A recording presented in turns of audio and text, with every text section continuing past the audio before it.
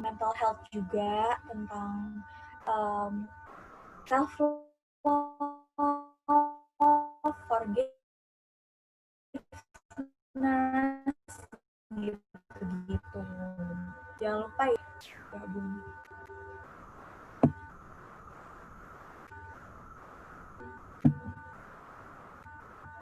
Kita tunggu Kak Olwen-nya ya.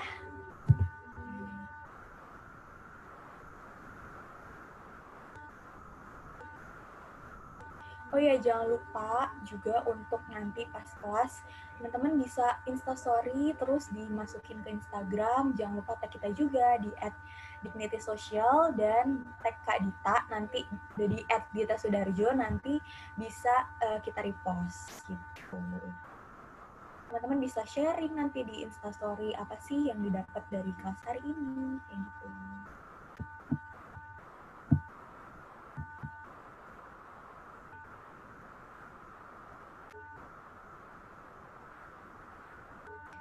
Izin bertanya, ini yang muncul hanya penulis saja ya? Iya, benar. Ini settingannya webinar ya, teman-teman. Hai Kak Dita. Hai Kak Dita. Kak Dita masih di mute, Kak. Sorry gue di mute, gue baru sadar. Untung gue diingetin tadi gue mute. Gue lagi sambil makan tuh ya. Aku telepon Niko sama Owen. Kasyanya. Teman-teman kalau ada suara azan, maklum ya, soalnya rumahku dekat masjid, jadi ada suara azan.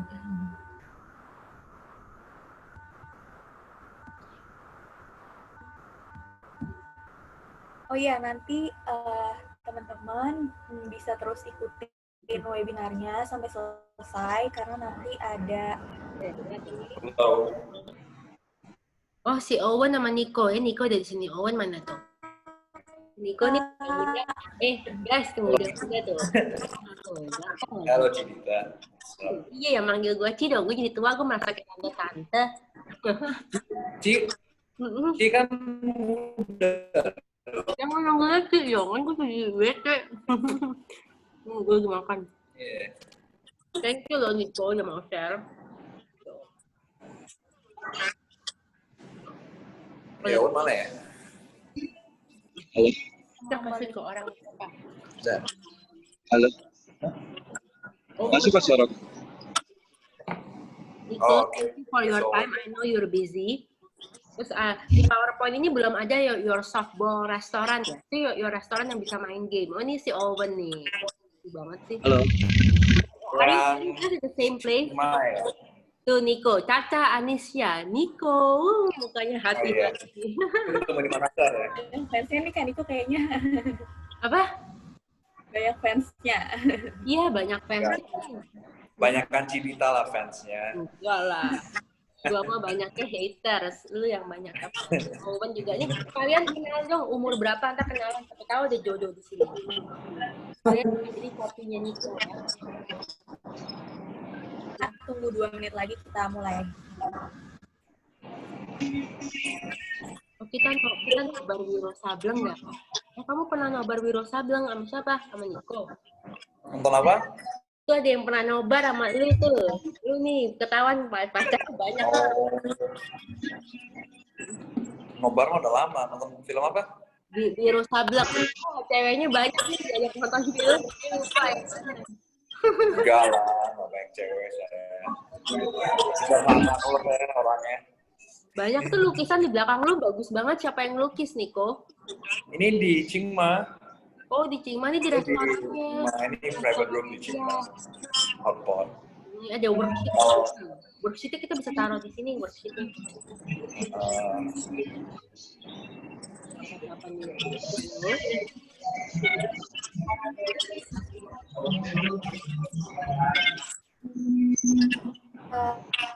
Karena nanti bisa ikutin webinarnya sampai selesai, karena nanti di akhir akan ada survei buat teman-teman, misalnya request mau minta apa yang membuat diadain sama Kak Dita, dan nanti dari link survei itu teman-teman bisa dapat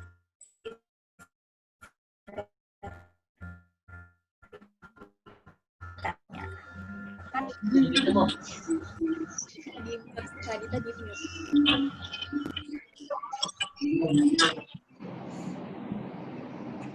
get an earphone. I can't listen to them. Kita mulai aja ya Kak. Oke, ya. Kak Owen. Iya. Assalamualaikum warahmatullahi wabarakatuh. Selamat malam teman-teman peserta. Selamat malam Kak Dita, Kak Dita, Kak Owen. Saya Jauzi Handi yang akan menjadi moderator pada malam hari ini. Saya di kelas yang bertema membangun bisnis dari nol. Ini temanya bagus banget ya, karena buat teman-teman yang mungkin baru mau banget mulai bisnis atau teman-teman yang masih pada kuliah yang pengen punya uang dari tambahan lewat bisnis, ini tema yang cocok banget. Dan hari ini kita akan belajar dan juga sharing-sharing sama Kak Nicholas Purnama dan Kak Owen Fahim selaku founder dari Kopi se-Indonesia dan clothing brand se-Indonesia. Mungkin Kak Niku sama Kak Owen bisa say hi dulu ke peserta. Nah, untuk itu teman-teman hari ini akan ada materi dari Kak Niko dan Kak Owen masing-masing selama 30 menit. Habis itu dilanjut sama sesi Q&A. Jadi buat teman-teman yang tanya itu bisa banget langsung ketik di kolom chat. Habis itu nanti pas sesi Q&A aku bacain pertanyaannya kayak gitu. Ini kayaknya banyak noise-nya ya. Kayak ada noise gitu. Iya, kayaknya bermasalah deh text-nya. Oh, it's that one? Oh, cool. Bisa kedengeran nggak, Kak? Kedengeran, cuman kayak ada nging gitu. Mari turn it on. Ini soalnya dari tadi agak bermasalah gitu, Kak. Mungkin langsung aja bisa materinya Kak Owen dari Kak Owen dulu. Silakan Kak, dimulai aja. Sebenarnya materinya ini rada plain ya, karena kita di sini lebih banyak mau sharing aja sih. Karena sebenarnya kalau dibilang kita teachers juga bukan teachers, tapi ya we know how to build startup company aja gitu. Ya. Halo. Iya. Halo. Suara Kak Owen agak kecil. Kedengeran? Kedengeran. Ya, jadi sebenarnya itu target dari Kopi se-Indonesia dan se-Indonesia, pertama kita bikin se-Indonesia dulu. Kita pengen bikin brand lokal itu bisa bersaing di pasar Indonesianya dulu, dan setelah kita bisa bersaing di pasar Indonesia, kita lanjut ke pasar internasional. Itu sih target kita sekarang. Makanya kenapa namanya itu kita bikin senasionalis mungkin, biar message-nya jelas buat teman-teman semua. Kita pertama kali mulai bisnis itu visi misi kita adalah kita pengen bikin Indonesia bangga gitu. Kita punya satu brand yang bisa bikin bangga negara kita sendiri, karena kita kebanyakan kan import, apa-apa import. Nah itu yang sekarang kita lagi mau kembangin, gimana caranya kita nggak import, kita bikin barang sendiri, dan kalau bisa kita ekspor, itu sih.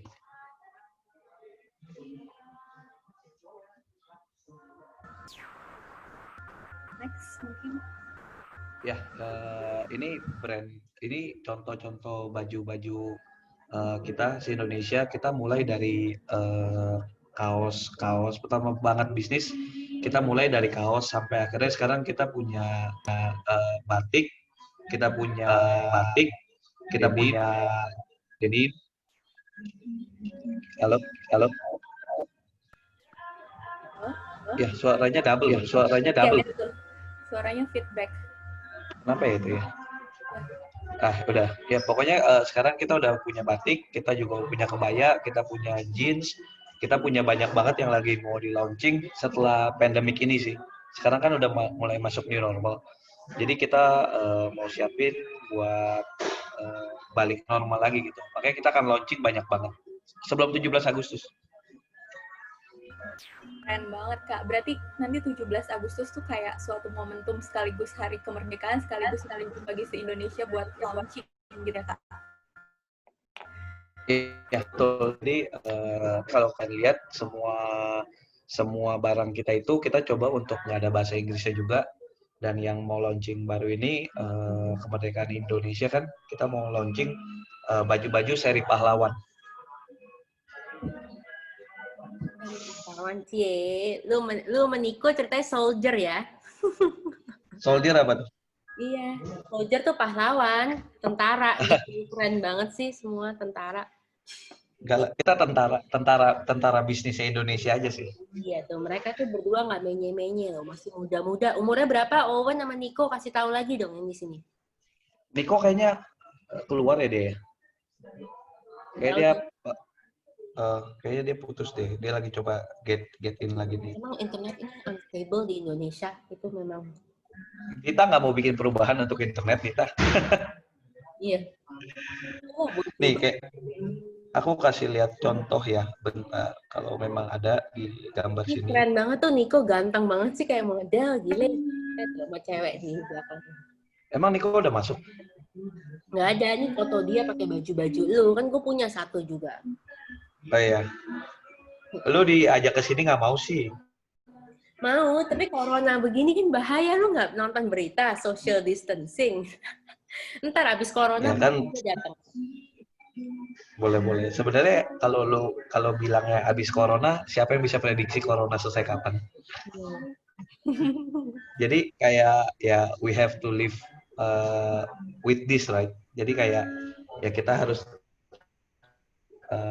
hidup dengan virus ini, gimana caranya jaga diri kita masing-masing. Life must go on. Kayak duit kan semua orang tetap butuh pemasukan. Kalau nggak ekonomi juga nggak muter kan. Jadi ya lebih jaga diri aja, lebih social distancing. Ya pokoknya jaga diri lah. Kita di sini juga keluar tiap hari, tapi kita juga jaga diri. Iyalah kalian ke wedding segala, gue lihat di IG story gila. Orang pesta wedding datang. Hebat sebenarnya. Ya, cuman banyak yang berubah lah. Sekarang jadinya banyak yang Niko berubah. ada di chat. Niko ada, tapi kok nggak kelihatan tuh Niko. Emang ada di chat? Nih baju yang kita akan launching ya. Gua kasih contohnya satu. Niko masuk dong jadiin itu. Oh keren banget tuh. Guys, beli ya. Bahannya enak. Gue pernah beli kok di Makassar. Ini tulisannya Soekarno, sama quotes-nya, beri aku 10 pemuda maka akan kuguncang dunia itu loh. Oh iya, quotes yang terkenal banget itu ya Kak. Iya. Terus Kartini kita juga bikin, habis gelap terbitlah terang. Jadi memang kita cari quotes-quotes yang udah terkenal gitu. Sebenarnya kalau seandainya dari se-Indonesia sendiri saat ini memang baju sedikit turun karena pasarnya orang sekarang lebih baik simpan uang untuk makan ya, untuk dan lain-lain. Makanya kenapa bentar, Nicholasnya nggak on dia.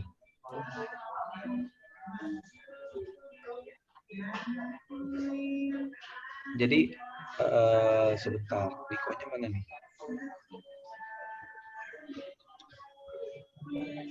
Halo.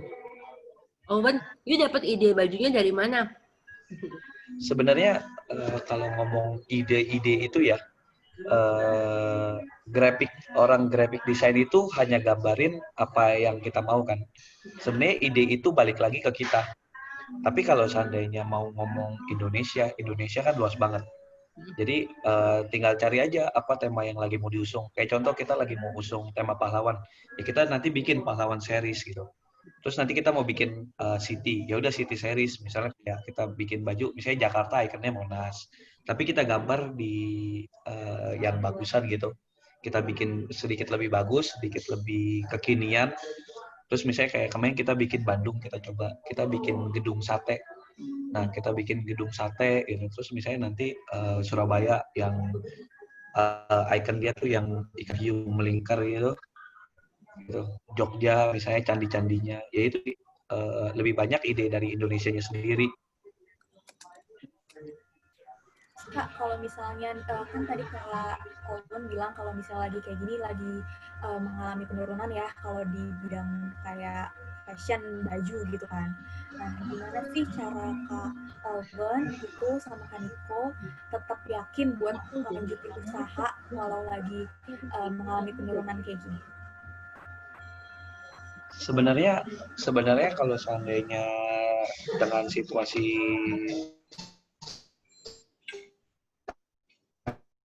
saat ini kita juga nggak bisa berbuat banyak. Itu adalah satu Indonesia, kita bisa ya his back. Maksudnya kita nggak bisa berbuat apa-apa kan, situasinya kayak gini. Jadi kayak ya kita tetap optimis, orang juga sebenarnya masih banyak yang beli, cuman lebih banyak simpen. Makanya kenapa kalau kalian lihat banyak banget baju-baju branded sekarang diskonnya juga besar-besaran gitu. Karena ya mereka berusaha untuk survive di situasi seperti ini. Nah, untungnya si Indonesia itu kita belum sampai di titik kayak selevel contoh brand-brand besar gitu, yang sudah punya store di mall di mana-mana, yang akhirnya sekarang banyak yang ditutup. Jadi kita masih kuat karena kita masih online basis. Jadi cara kita bertahan itu ya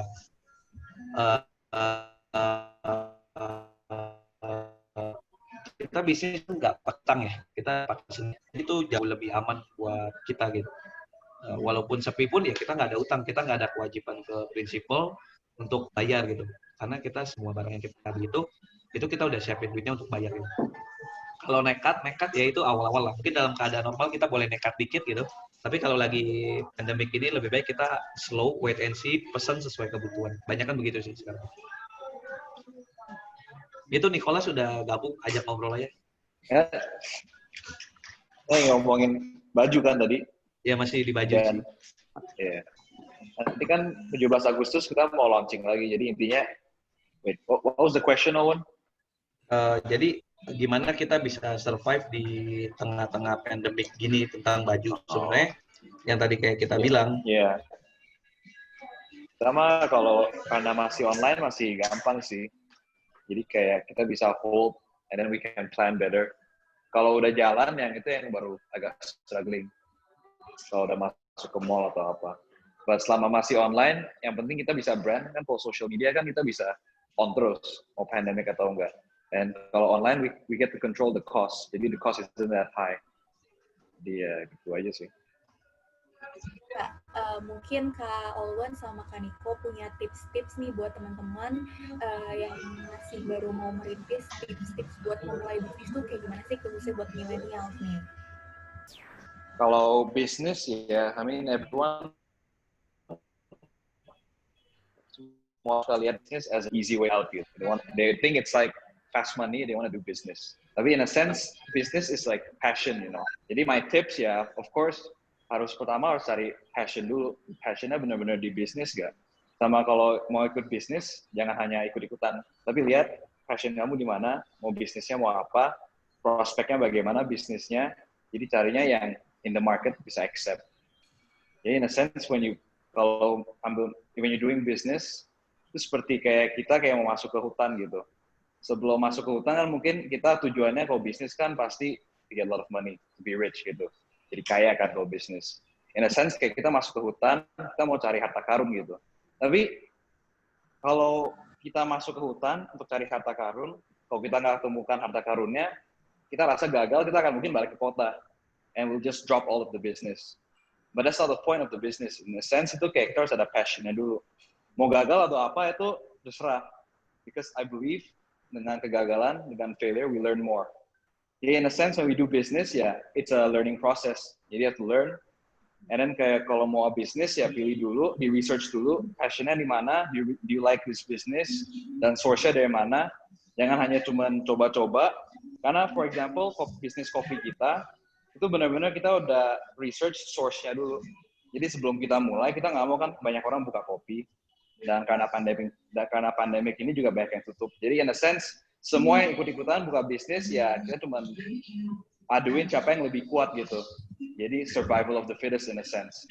Jadi kita lihat aja sendiri yang kuat ya dia bertahan, kalau yang nggak kuat ya enggak. Kalau kita buka bisnis ya kita juga harus sudah pikirin mateng-mateng, supply dari mana, dan keunggulan kita apa. Jangan hanya bikin bisnis yang in a sense ikut-ikutan aja. Jadi kalau bisnis kopi kita itu kita memang sudah ada kebun sendiri. Salah satu partner kita, shareholder-nya juga ada kebun di Malang, itu ada kebun Kawisari. That's where we get our beans. And then dari itu ya kita bilang, karena kita bisa supply beans-nya, kita ingin bikin minuman yang nggak cuma jual minuman aja, kopi, jual quantity, jual yang banyak. Kita mau mempertahankan kualitasnya. Dan karena kita ada kebun sendiri, kebun kopi sendiri, ya kita bisa mempertahankan kualitas itu. Jadi kalau kita memiliki sesuatu yang kita bisa offer ke public, ke society, ya kita baru bikin bisnis itu. Ya, jadi Kopi Indonesia. Bukan hanya karena semua orang bikin kopi, kita ikut-ikutan. Tapi kita bikin sebuah bisnis itu harus ada konsepnya. Intinya sih ada konsep, ada plan-nya mau kemana, dan kita juga ada passion. Jadi jangan cuma karena COVID, jangan cuma karena gagal dikit, ya kita langsung tutup bisnisnya, langsung keluar. Karena nggak cuan, in a sense, kita tutup. No, because business is a learning process. And it's also business is passion. Jadi you have to do it. Jadi kita buka kopi itu pas COVID. Pas sebelum COVID kita mulai bangun tempat kopi Indonesia. During COVID kita bangun dan pas kita launchingnya, soft openingnya itu pas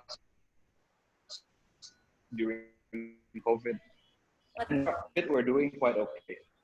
Jadi emang semuanya tuh butuh research dulu marketnya gitu ya, kayak research dan terus kalau misalnya dari temu orang Indonesia ini punya keunikan sendiri kan, punya kebun sendiri, perkebunan sendiri juga, ya benar. Kita juga lihat lah strengths kita apa. Suara Mbak, kayak dari suara Mbak kayaknya putus-putus. She's asking for your tips. Your tips and tricks, Owen. Your words of wisdom. Sebenarnya apa ya, kalau seandainya mau mulai bisnis, sebenarnya kayak yang tadi si Nicholas bilang sih, memang udah benar. Kita harus tahu strength kita apa, kelebihan kita apa, kekurangan kita apa, gimana caranya nutupin kekurangan kita, gimana caranya nyari kelebihan kita. Dan saya juga setuju bisnis jangan karena semua orang lagi bisnis, terus kopi lagi rame, semua orang buka kopi.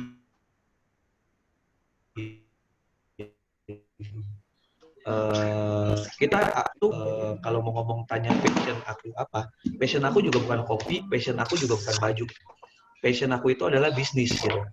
Jadi dari awal itu aku jelas aku suka bisnisnya gitu. Nah habis itu gimana caranya kita buka sesuatu, nah kita research yang kayak tadi Nicholas bilang, kita research apa sih yang sekarang kita lagi punya. Oh, kita punya yang tadi Nicholas bilang, kita punya kebun kopi yang gede, kita bisa bikin ini lebih baik.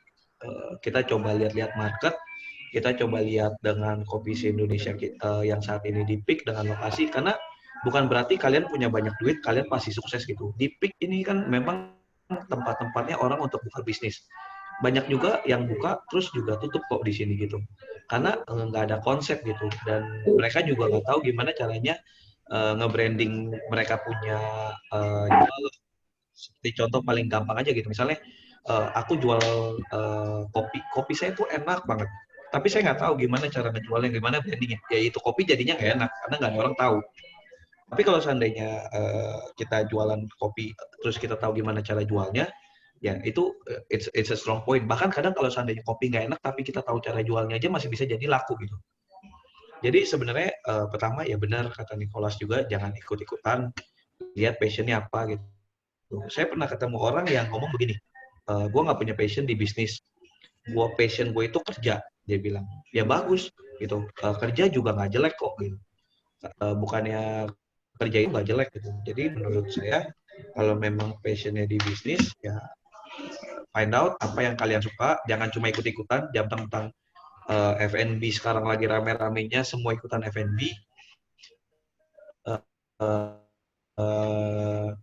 Terus kayak mau kerja pun jadi malas karena kepikiran bisnis terus.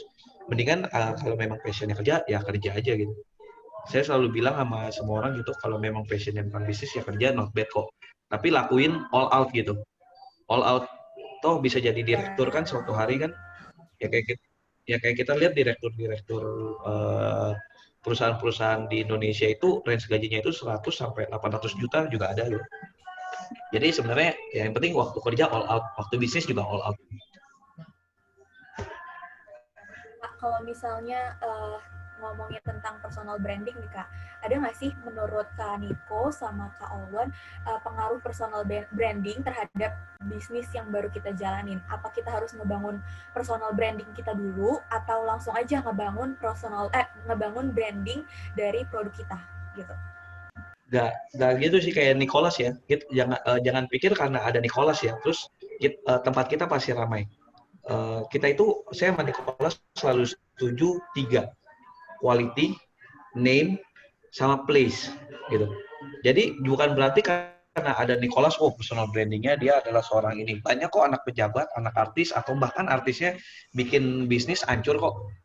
Gitu. Jadi maksudnya kalau seandainya mau ngomong ya, kita buka kopi pinggir jalan aja asal ada Nicholas, pasti orang akan coba gitu. Ya tapi coba sekali kan. Coba sekali kalau tempatnya nggak enak, rasanya nggak enak, ya tutup gitu. Makanya saya bilang personal branding itu lebih ke arah kayak ya, cari jadi sebelum kalian balik lagi kita udah bahkan dari se-Indonesianya pun juga sekarang namanya juga udah lumayan bagus. Dan ketiga quality, karena saya percaya yang bisa bikin orang balik lagi is your food taste and everything gitu, kayak rasa kopinya, rasa makanannya. Kalau menurut saya itu. Jadi kalau tadi Kak Jausa bilang apakah personal branding ada pengaruh sama bisnis dan apa yang di I would say kenal itu point. It's a good thing to have. And of course, kalau reputasi ya penting in a sense. Kayak siapa yang dibalik bisnis ini. Maksudnya kayak orangnya kalau reputationnya jelek ya itu bisa mempengaruhi bisnisnya. In a sense, for other people mungkin yang mungkin bukan background artis atau bukan not that terkenal gitu, dia mau buka bisnis ya, of course you focus on the brand. Jadi intinya, it's a bonus, dan semua orang punya strengths and weakness. Yeah. Semua orang tahu saya karena ya papa saya, in a sense. Jadi kayak itu it's given, you know, it's your strength, something you have. Orang lain mungkin lagi famous apa gitu, they're not that famous, mereka orang biasa aja. They have to focus on their strengths gitu. Kalau cuma orang biasa-biasa aja ya, you harus bangun bisnisnya. Ada pas kita pameran di Medan, ada satu brand baju, dia kalau sekali pameran dia bisa dapat 800 juta sehari. Jadi kayak pas dia jualan baju, bener-bener gila itu. Nama brandnya apa ya, Owen? Do you remember that brand? Brand baju cewek. Dia mulai dari kecil. Dia mulai dari 100 juta. 100 juta kan. Nah dia bisa bikin. Sekarang kemarin 3M sekali 3M. bazar. Tiga hari bazar 3 miliar. Saya sama Nicholas kayak kita gagal. Iya, itu maksudnya kan itu orang biasa aja bikin bisnis dan mereka bukan selebgram, bukan apa. They don't focus on their personal brand. Dia fokusin bisnisnya. Itu bisa juga. Tapi dengan ada kehadiran personal branding bisa bantuin boost. Jadi in a sense maksud saya ya kalau ada personal brand ya bagus ditambahin to your branding. Tapi in the end orang pasti belinya produk kamu kan. Mereka bukan beli saya. They don't buy me. They will buy my product. Jadi in a sense kayak we have to focus on the main brand barangnya. Tapi personal brand bisa bantu. Ya kalau udah ada personal brand ya kita harus maintain brand image kita dong. Kita nggak mungkin menjelek-jelekan brand image. Karena in a sense kalau saya melakukan hal yang konyol gitu pasti akan pengaruh saya dan akan pengaruh ke brand saya. Tapi kalau hanya dengan andalkan nama saya setuju sama Owen, itu nggak cukup. Kita juga harus fokusin brand kita. Harus dibikin jadi bagus, karena bisnis kan kita pasti maunya long term. Kita kalau cuma mau bisnis gampangan, cepet-cepetan, langsung aja ya udah pakai nama baik, jual banyak, yang penting udah break even, udah beruntung, ya kita cabut aja bisnisnya. Tapi kan itu nggak sustainable. Dan lain kali, kalau kita buka bisnis seperti itu, orang mungkin nggak akan kehilangan kepercayaan sama kita. Dia nggak akan cari kita lagi, nggak akan mau bisnis bareng, karena kita type-nya one shot hit and run gitu. Udah bikin banyak duit, udah digorengin, bikin banyak peminatnya, banyak yang mau franchise, habis itu kita kalau kabur begitu aja, udah dapet untung kan, kita in a sense, kita kayak trick a lot of people. Jadi the good business itu yang sustainable. Kita mau bikinnya sustainable. Bagaimana kita bikin dia sustainable dengan kita kita bikin kualitas kita bagus, dan kita juga hadir di dalam. Jadi in a sense kayak business personal branding, kalau dari pengalaman saya itu penting sekali, karena saya sama Owen itu sering datang ke kopi, sering cek, sering bawa selebgram. Jadi in a sense bisnis itu ya, semua orang pikir kayak bisnis itu passive income. Sekali buka, dia lepasin aja udah, pasti jalan sendiri masuk. Kalau kita cara bisnis kita pasti datang ke toko kita akan cek, kita akan cari komunikasi dengan customer seperti itu. Jadi kita tahu bisnis kita sehat nggak. Jadi kita benar-benar, karena kita passion kita di sini, jadi kita selalu masuk, involve, dan kita boots on the ground. Itu bukan tipe bisnis yang ya kita buka aja dan see how it goes, try our luck gitu. Jadi kita benar-benar involve karena semaksimal mungkin kita di sana untuk mengembangkan bisnis kita. Itu aja sih. Jadi yang pasti jangan gengsi lah. Kalau seandainya memang mau bisnis itu jangan gengsian. Saya itu gengsinya cukup tinggi gitu. Waktu pertama kali mulai bisnis tuh gengsi saya itu cukup tinggi. Kayak jualan, apa sih bazar gini. Kadang malu. Gengsi itu the start of all failure, benar. Iya betul. Saya itu lebih suka misalnya kayak kerja something lebih baik we success in silent gitu kan. Tapi susah juga karena Nicholas namanya cukup lumayan kan. Jadi lebih banyak ketemu orang. Sama gengsi gitu. Tapi saya lihat Nicholas gitu ya, partner saya gitu ya. Dia gengsinya lebih rendah dari saya. Maksudnya benar-benar dia itu kan ya secara nama lebih baik. Tapi dia sama saya bisnis gitu ya. Kita start dari uang benar-benar kecil. Itu dari masih ngangkat karung. Itu saya malu waktu pertama kali ngangkat karung di bazar pameran. Tapi Nicholas kayak, ayo udah angkat aja. Kita angkat aja, angkat berdua gitu. Kita susun bareng. Kita kayak, ya maksudnya dari situ saya belajar gitu. Oh ya, dia yang lebih itu aja, gengsi dia aja nggak ada gitu. Emang yang namanya bisnis ya nggak boleh gengsi gitu kan. Nah dari situ saya belajar dari dia. Oh ya udah. Nextnya ke depannya gengsi saya ya satu bulan 2 bulan udah hilang lah. Iya benar. Gitu. Jadi yang pasti jangan gengsian juga kalau bisnis gitu. Terus juga banyak juga yang kayak ngomong kayak misalnya orang yang lagi struggling nih mau buka bisnis apa gitu kan, pasti mereka selalu bilang kayak kira-kira buka bisnis apa ya gitu kan, nanya temennya gitu misalnya kayak saya nanya gitu. Terus pasti orang akan ngomong seperti ini,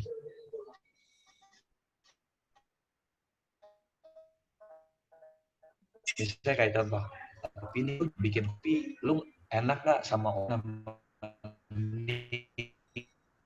kan lu temennya gitu. Kompetitor pasti ada. Jadi kalau seandainya teman kalian itu ngehalang-halangin kalian untuk melakukan bisnis, ya menurut saya itu teman yang nggak baik sih. Karena kalau teman yang baik itu ya kayak kita ya, kompetitor setiap kali buka ya, saya sama Nicholas selalu bilang kayak, ya terus kenapa gitu? Kenapa? Ya buka aja gitu. Bahkan kalau seandainya dia mau belajar dikit dari kita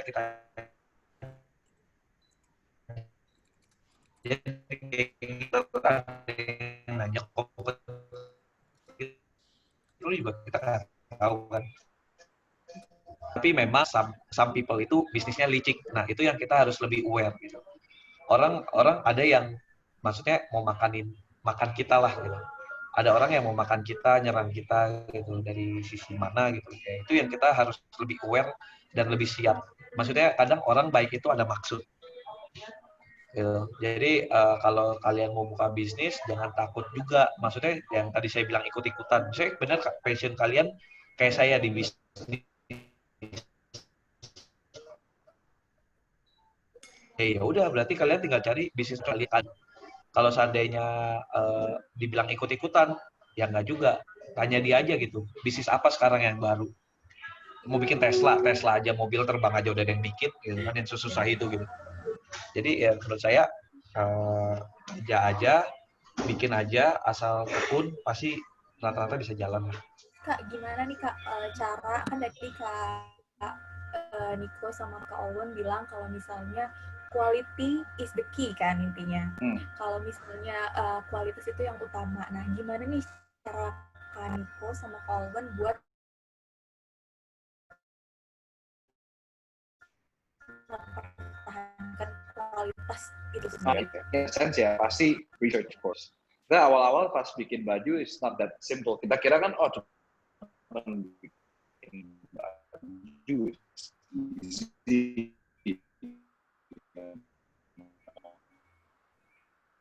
Tapi rupanya awal banyak masalah karena background bukan di tekstil, bukan di fabric.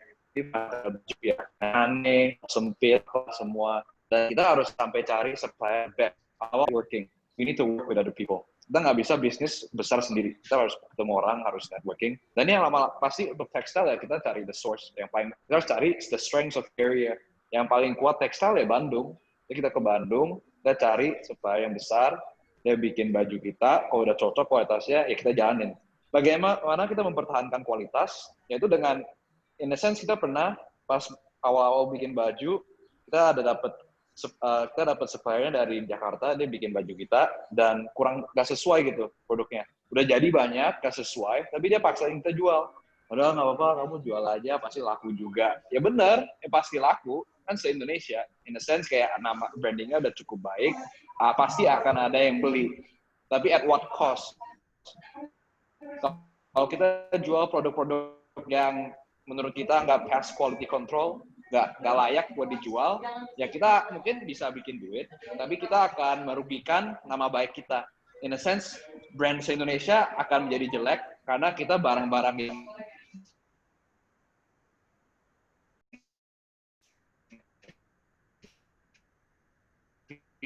eject aja kita jual.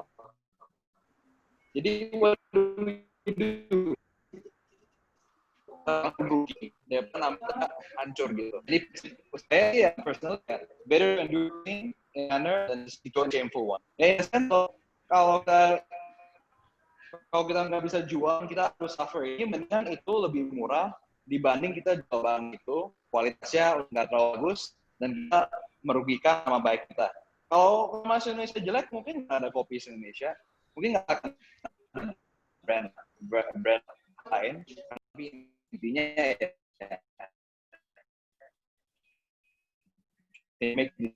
pada masa karena pas biasanya ada masalah. Di dalam masalah-masalah itu yang kita dites untuk lihat apakah kita benar-benar bikin bisnis tuh benar-benar the best atau kita hanya cari untung aja. Ya gitu sih dari pengalaman. Kak Owen gimana Kak? Gimana cara mempertahankan kualitas? Sebenarnya yang tadi Nicholas bilang itu cara lebih ke arah baik atau enggak tergantung siapa. Pertanyaannya sih itu sih. Gitu. Kayak misalnya kita ngomong gini. Misalnya apa ya? Misalnya kayak Wisnu Tama lah. Wisnu Tama yang kita punya Menteri Pariwisata. Setiap kali dia bikin event, pasti keren. Karena standar kualitas dia sudah tinggi. Gitu. Nah, yang saya takutnya, orang tuh kadang nggak tahu kualitas bagus dia itu sampai mana. Nah, itu yang makanya saya bilang kalian harus punya teman-teman yang misalnya kayak contoh, kayak kopi nih. Kita kopi gitu kan. Kayak kita cari aja, oh ini orang good on kopi. Tahu segalanya gitu. Kayak lumayan dalam di industri ini. Ya udah kita ajak, terus kita suruh cobain. Setelah kita suruh cobain, dia bilang, oh ini good kok, bisa for consumption dan kopi kalian enak gitu. Ya kalau kalian bilang perfect 100% nggak mungkin gitu. Maksudnya kayak at least di lidah udah aman, ya udah sudah aman gitu. Karena kualitas itu baik apa enggaknya tergantung siapa gitu. Karena setiap orang punya kualitas masing-masing. Kayak contoh, misalnya kayak Nicholas lah. Nicholas itu buat makanan cuma ada 2 rasa. Enak banget. Jadi kalau dia ngomong gak enak, itu makanan mending jangan jual deh. Nggak, betul. Jadi kan tergantung. Kualitas enaknya itu tergantung siapa. Kalau seandainya ilmu marketing saya tahu lah. Makanan gak enak karena ini produk dia, saya harus ngomong enak. Gitu kan. Supaya orang ke ya begitulah. Jadi sebenarnya cara mempertahankan kualitas itu adalah kalian harus tahu siapa yang expert di bidang itu gitu, dan kalian harus banyak-banyak sharing, banyak-banyak nanya, rendah hati gitu supaya mereka mau ajarin kalian. Karena kalau seandainya kalian sudah ketemu orang yang expert dan ajarin kalian, kan potensi kalian salah, make mistake lebih kecil gitu. Jadi satu hari nggak bakal ada perkataan kayak gini. Ah, mestinya dari dulu aja gue begini. Ngerti nggak, Mbak? Jadi kalau bisa hilangin kata-kata itu, tanya sama yang udah expert gitu. Jangan malu untuk bertanya gitu. Kalau seandainya malu dari awal udah malu bertanya, ya susah gitu. Kayak kita kan nanya-nanya, ini enak nggak, ini enak nggak, ini enak nggak. Kita coba berapa lidah gitu. Ya makanya saya bilang kalau yang Nicholas itu bilang itu adalah gimana caranya kita mempertahankan kualitas. Nah, yang saya bilang ini lebih ke arah kayak gimana caranya kualitas itu diterima gitu. Gitu. Kalau cara mempertahankan kualitas benar ya kayak Nicholas bilang, ya kita kalau udah tahu nggak enak, ya mending jangan jual gitu. Ya kalau kita tahu emang bahannya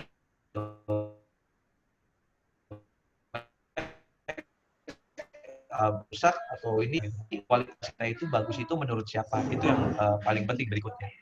Jadi kalau memang mau punya kualitas yang baik di bidangnya, carilah orang yang jago di bidangnya, tanya-tanya gitu.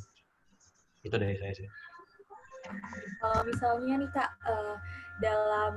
kalau nggak salah untuk clothing brand se-Indonesia ini dari 2019 ya Kak? Oke. Iya. Terus menurut Kakak nih, menurut Kak Niko sama Kak Owen, tantangannya gimana sih buat bisnis khususnya di clothing brand, apalagi kan sekarang banyak banget tuh lokal clothing brand. Terus gimana caranya untuk ngadepin banyak banget saingan-saingannya itu, kayak gitu. Saingan ya, in a sense, selalu simple.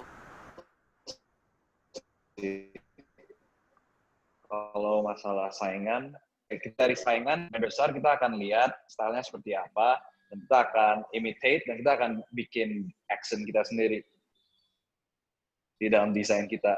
Karena seperti yang Owen berkata, semua brand ada dan clothing baik banget, dan semua hal yang sama.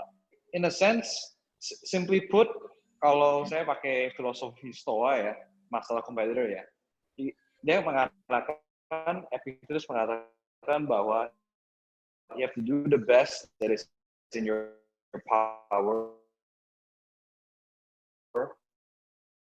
and take the rest nature gives it. Saya tentang called the dichotomy of control. Jadi hal-hal yang kamu bisa kontrol, bisa kendalikan, ada hal yang enggak. Kalau masalah competitor,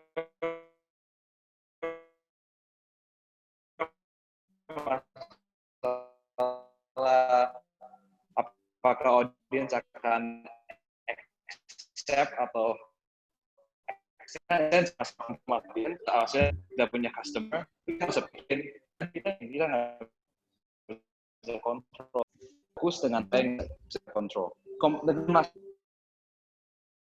Jadi Karena komunis ya? Iya, necessity ya, komunis kan satu arah, cuman necessity is the mother of invention. Kalau kita nggak ada competitor, nggak ada musuh untuk bikin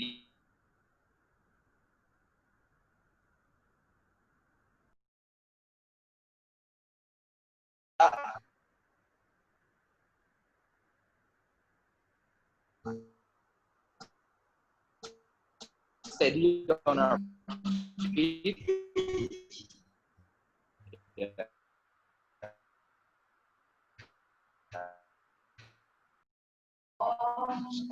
Think kayak outside the box. Just fokus dilihat dengan sempurna gitu. Apakah box kalian sudah dikelola dengan sempurna gitu. Kalau box kalian sudah dikelola dengan sempurna, ya kalian bolehlah think outside the box gitu. Makanya kadang orang tuh terlalu pusingin kompetitor gitu ya. Kayak kalau kita mau ngomong kompetitor ya, kompetitor baju mah banyak banget, Mbak. Gitu. Jadi intinya ya kita fokus aja sama apa yang kita kerjain. Ya kita selama masih ada orang suka beli ya keep going gitu. Tapi tetap ya harus kreatif. Karena di zaman kayak gini kreativitas yang dimajuin. Kok nggak ada kalian sih foto lagi buat kopi gitu-gitu sih? Kenapa sih nggak ada? Itu kan bagus iklan. Iya, yuk lempar-lemparan gelas dong.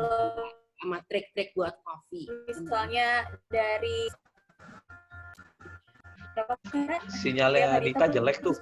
Iya, signal aku jelek banget, nggak tahu kenapa. Tapi kenapa nggak ada video kalian lagi buat kopi sih? Lempar-lemparan gelas dong. Trik-trik barista gimana sih? Iklannya bagus loh kalau begitu. Dita chat aja. Kak Dita tadi Moderator aja. putus Kak. Emang. Kamu aja yang ngomong. Itu hal-hal yang kita lakuin. Jadi kayak saya nggak ada background bisnis, and saya cuma bisnis ya coba sama Owen mungkin ada lebih banyak pengalaman bisnis karena dia lebih tua kan. Jadi kayak Udah jadi ya umur. yang paling kesan kan gue bilang lebih tua, gue nggak bilang berapa lebih tua, apa lah. Jadi kan ya paling kesan ya bisa jalan-jalan pas bazar itu pas kita pilih bazar kan jalan-jalan Bandung ke Medan itu kita kerja gitu, kita meet customer, kita jual baju, tunggu di stand ya, itu kayak seru lah, seru sih. tantangannya Menurut saya itu seru sih, malah sekarang kangen, seru banget. Iya, kangen bisa jalan-jalan, kita show, makan enak. Yeah. Jadi SPG kan kita Iya. Kira-kira saling baju gitu, kayak ambil keluar baju satu-satu. Kan ada Cinita pas di Makassar waktu itu. Iya. Itu saya rasa ya hal-hal seperti itu sih priceless ya. Karena Sigmund Freud said ya, one day in retrospect, the years of struggle will strike you as the most beautiful.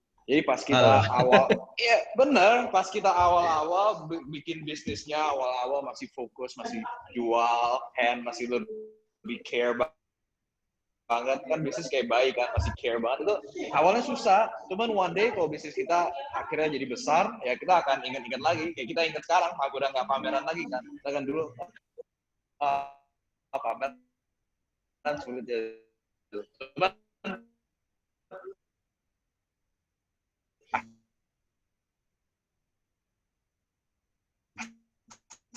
juga sih pameran, how you talk to people. Bagaimana aku bisa convince ibu-ibu yang cuma mau beli satu, jadi kita ngobrol, kita benar-benar ada. Beda ya kalau kita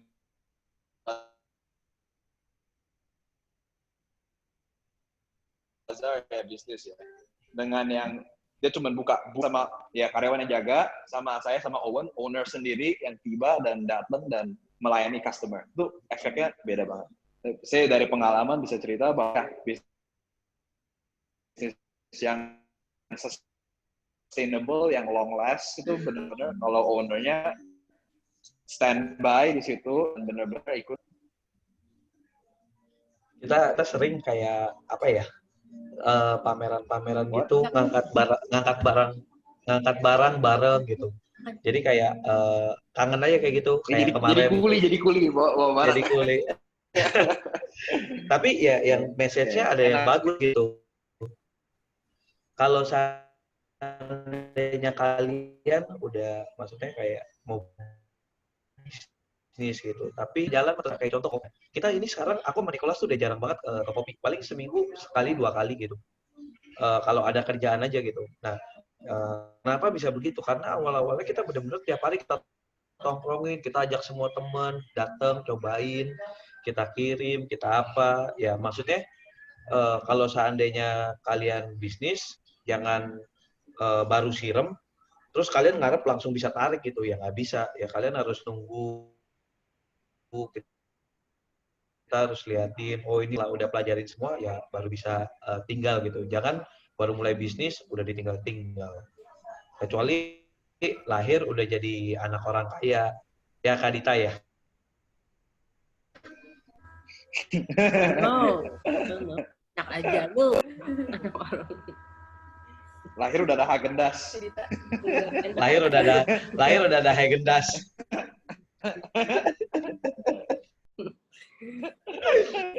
Oke Kak, kita langsung aja bacain ke pertanyaan dari teman-teman ya Kak. Tuh, ini bisa nge-sopan. Banyak juga ya, ada berapa nih? 47 ya? 47 nih Kak yang udah nanya. Nah, ada berapa pertanyaan? Oh, benar, kita pilih. Dita ini sinyalnya jelek banget nih si Dita nih. Iya, gue signalnya jelek banget. Jelek apa? Gue bete banget. Gue nggak Jelek. bisa ngomong. Enggak lah, kita jelas kok. Kak, ini ada pertanyaan dari Jessica Tiora. Gimana sih caranya biar produk yang kita pasarin, gimana sih cara memasarkan produk yang kita jual? Soalnya kalau menurut aku masalah di bisnis itu tentang masarinnya. Nah, gimana tuh Kak? Oh yaudah kirimin aja ntar gua ini. Bahkan saya aja kalau seandainya kadang mikir, ini saya bilang udah saya bayar aja sini, ntar saya review juga. Kalau mereka baru-baru start bisnis ya, gitu. Nggak masalah sih kayak gitu. Kayak lebih baik kayak gitu. Terus juga ya mungkin sekarang kita tahu sebenarnya udah kuat banget gitu. Ya kalau kalian tahu strategi marketingnya, misalnya kalian jual makanan, ya kita tahu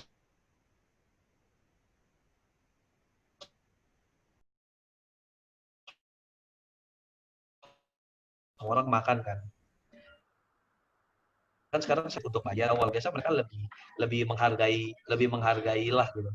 Kayak bilang aja ya kita nggak punya budget untuk ini, kita rumahan apa segala macam. Tapi kalau brand kalian segede, misalnya kayak segede Häagen-Dazs gitu, Häagen-Dazs mah kalau endorse pasti bayar punya gitu. Dilihat lagi dari brand-brandnya gitu. Gendas dong, enak. Nah, ya kayak gitu sih kalau menurut saya sekarang paling efektif itu sosial media.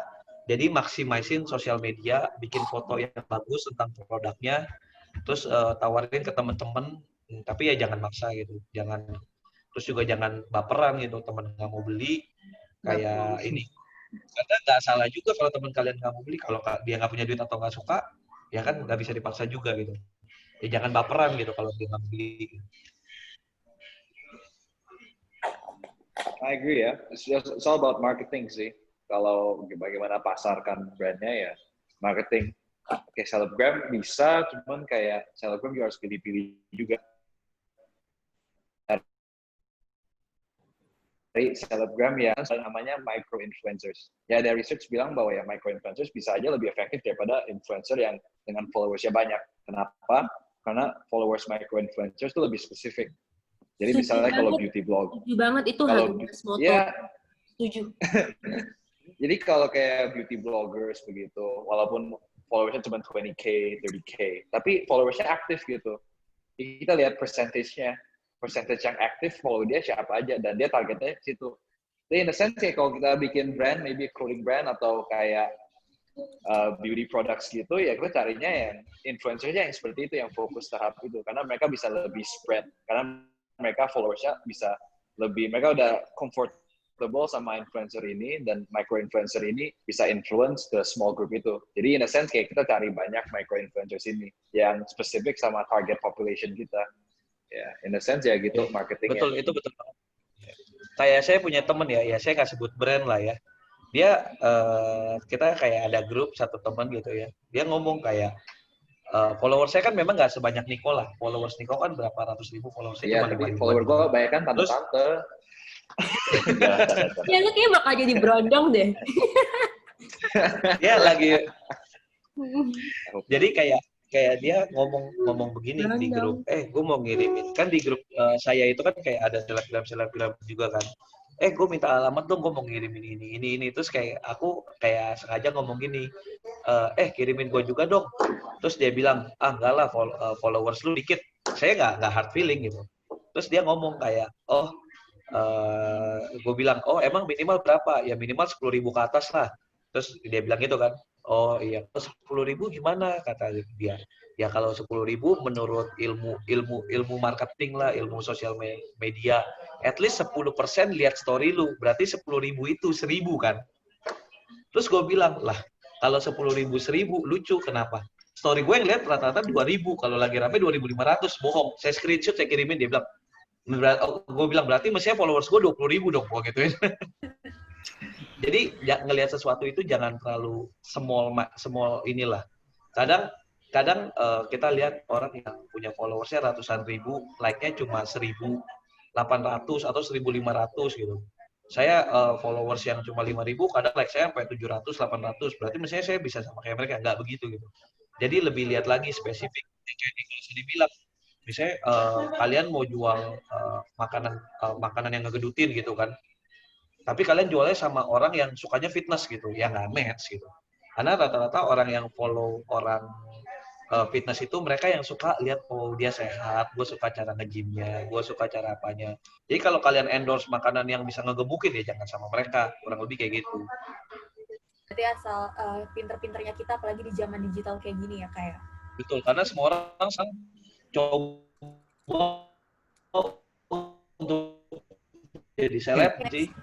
Pertanyaannya ada dari Febraska Laudita.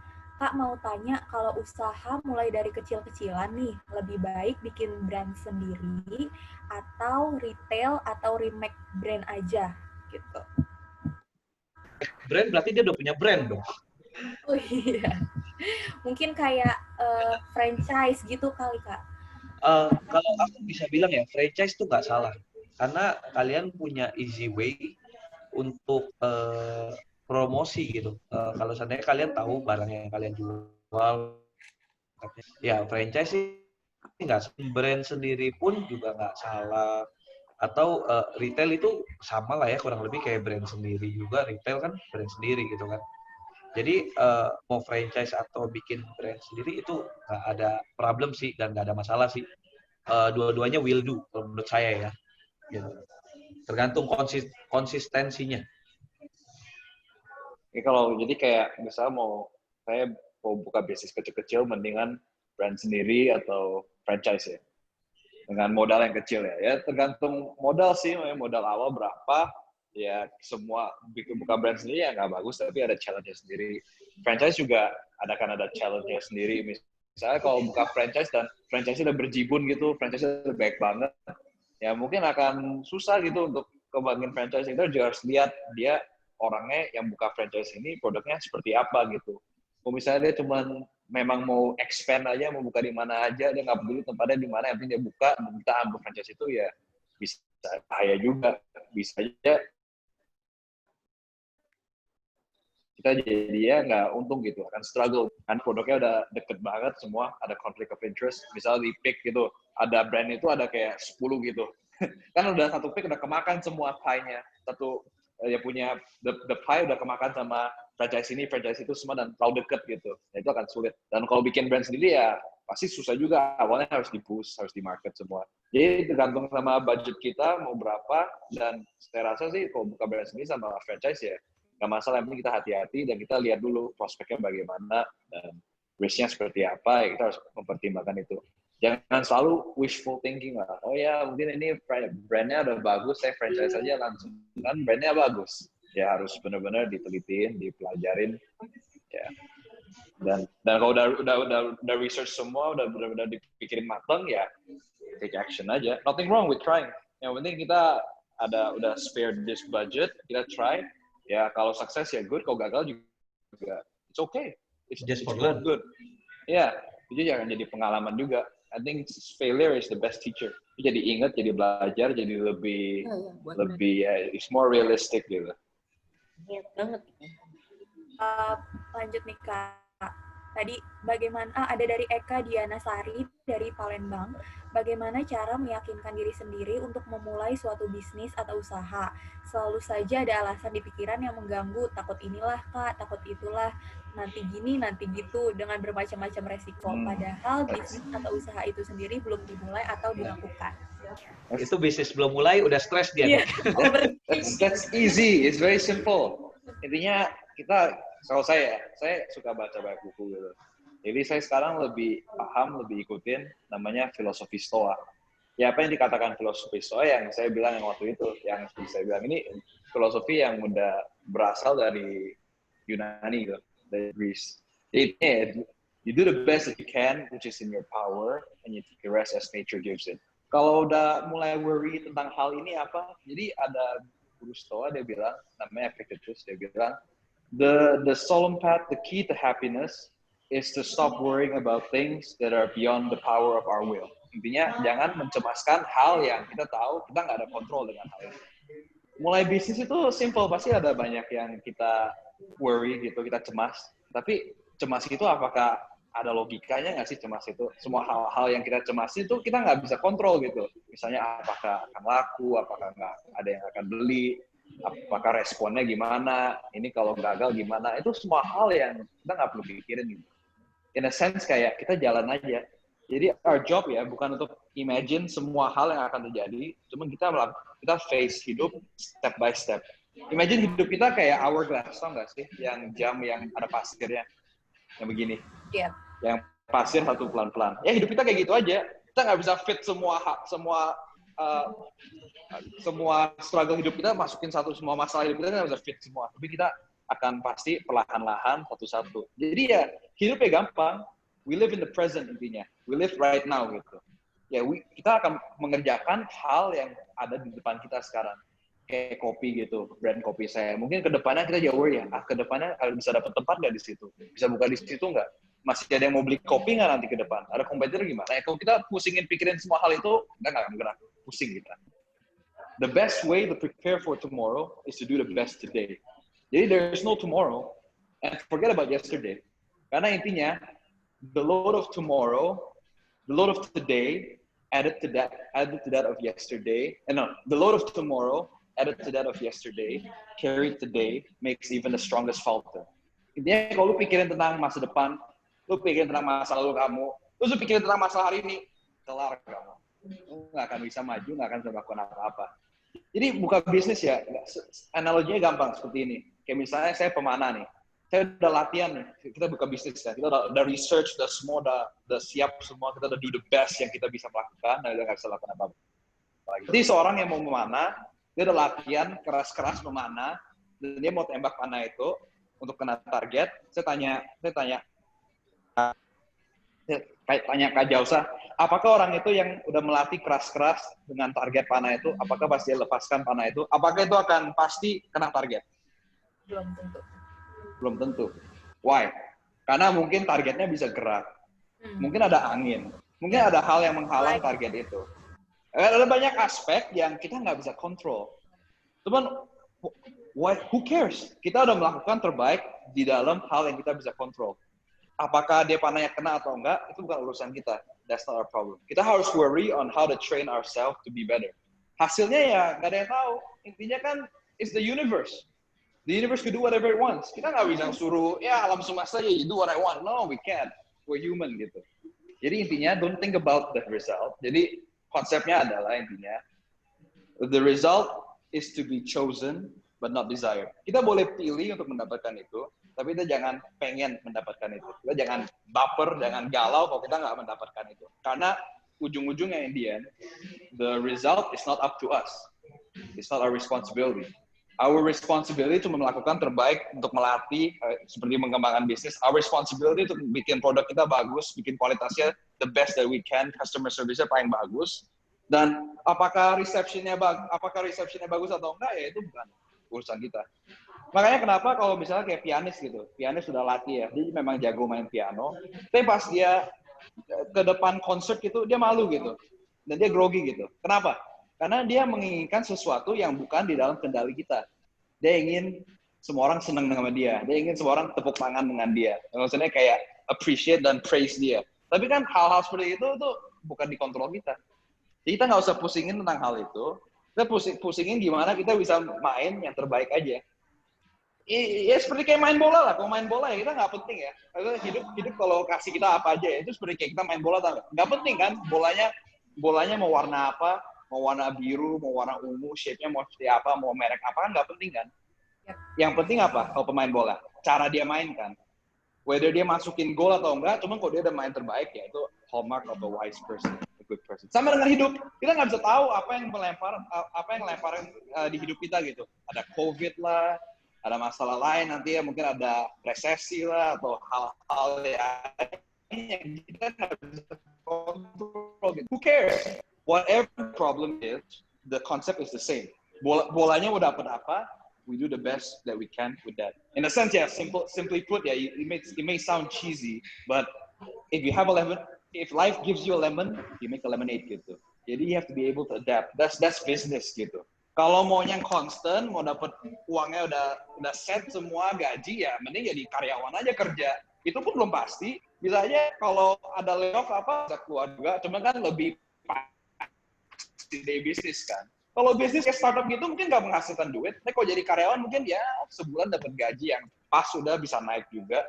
Jadi in life think constant gitu.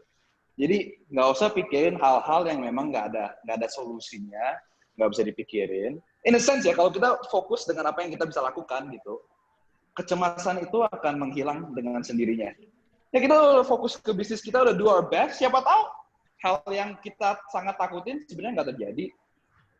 Ya, Fontaine, a famous philosopher, pernah bilang, my life has been filled with many misfortunes of which that have never happened. Maksudnya apa itu? Ya semua di otak lu aja sebenarnya, nggak belum terjadi, lu udah pikirin, dan pas udah lewat pun sebenarnya nggak terjadi. Jadi semua intinya cuma di otak lu aja. Jadi ya, my tips sih ya, nggak usah pikirin, just pikirin apa yang kamu bisa kontrol, bisnis kamu, reception orang apa semua itu nggak ada yang bisa tahu karena we're not God, gitu. Nggak akan tahu responnya apa. We just do the best and then we see and then we improve. Itu aja sih. Keren banget nih Kak Niko. Berapi-api ya. Berapi-api, semangat banget. Kawan gimana nih Kak? Itu tadi yang bilang Niko udah benar sih. Cuman yang tambahan aja, yang mau mulai bisnis tapi takut, semua bisnis itu kan ada resiko. Pasti nggak ada, mau jual permen pun ada resiko, mau apapun ada resiko. Yang tadi Nicholas bilang juga benar, ada COVID-19 kan, orang udah plan the best, wah bla bla bla, ada COVID, it's not our control gitu. It's itu kayak teman saya juga mau buka bisnis yang tadinya udah lancar tiba-tiba harus tutup. Jadi sebenarnya semua bisnis ada resiko, tapi ya kalau memang nggak berani tempuh resiko ya jangan bisnis, jadi karyawan aja juga ada resiko, dipecat. Terus abis itu saya selalu bilang kayak gini, kalau ada resiko itu ada dua pilihannya. Kita mau berani atau kita mau nekat. Kalau berani, kita maju dengan perhitungan. Kalau nekat, kita maju tanpa perhitungan. Udah gitu ya. Jadi kalau seandainya memang tapi ya banyak juga orang bisnis nekat berhasil banyak gitu. Tapi ya kalau bisa diukur resikonya lebih baik, menurut saya gitu sih. Tapi intinya kita mulai aja dulu, fokus sama hal-hal yang bisa kita lakukan, fokus memberikan yang terbaik, nggak usah pusingin hal-hal yang di luar kontrol kita, benar. Ya, nggak usah pusingin hasilnya, karena itu bukan berdasarkan kita itu. Sudah. It's not up to us. Itu bonus. Whatever the result, ya we accept. Iya, dan semua hal kayaknya semua pekerjaan apapun pasti ada resikonya ya nggak sih Kak? Ya pasti. There's no guarantee in life ya, nggak ada guarantee ya. Kayak kemarin aja bom, there's no guarantee. Iya, yang di Lebanon itu ibaratnya kalau ada yang lagi mulai bisnis, lagi semangat-semangatnya hari day one kan tiba-tiba meledak, hancur, udah selesai. Iya. It is so. It cannot be otherwise. Kalau Friedrich Nietzsche bilangnya amor fati. It's Latin for love of faith. Jadi ya whatever life throws at you, you have to accept. Kalau kita resist, kita bentrok, aduh kenapa ya? Kita jadi gila sendiri. Ya biasanya karena itu, karena nggak sesuai apa yang dia mau, dia benar-benar mau seperti itu, ya dia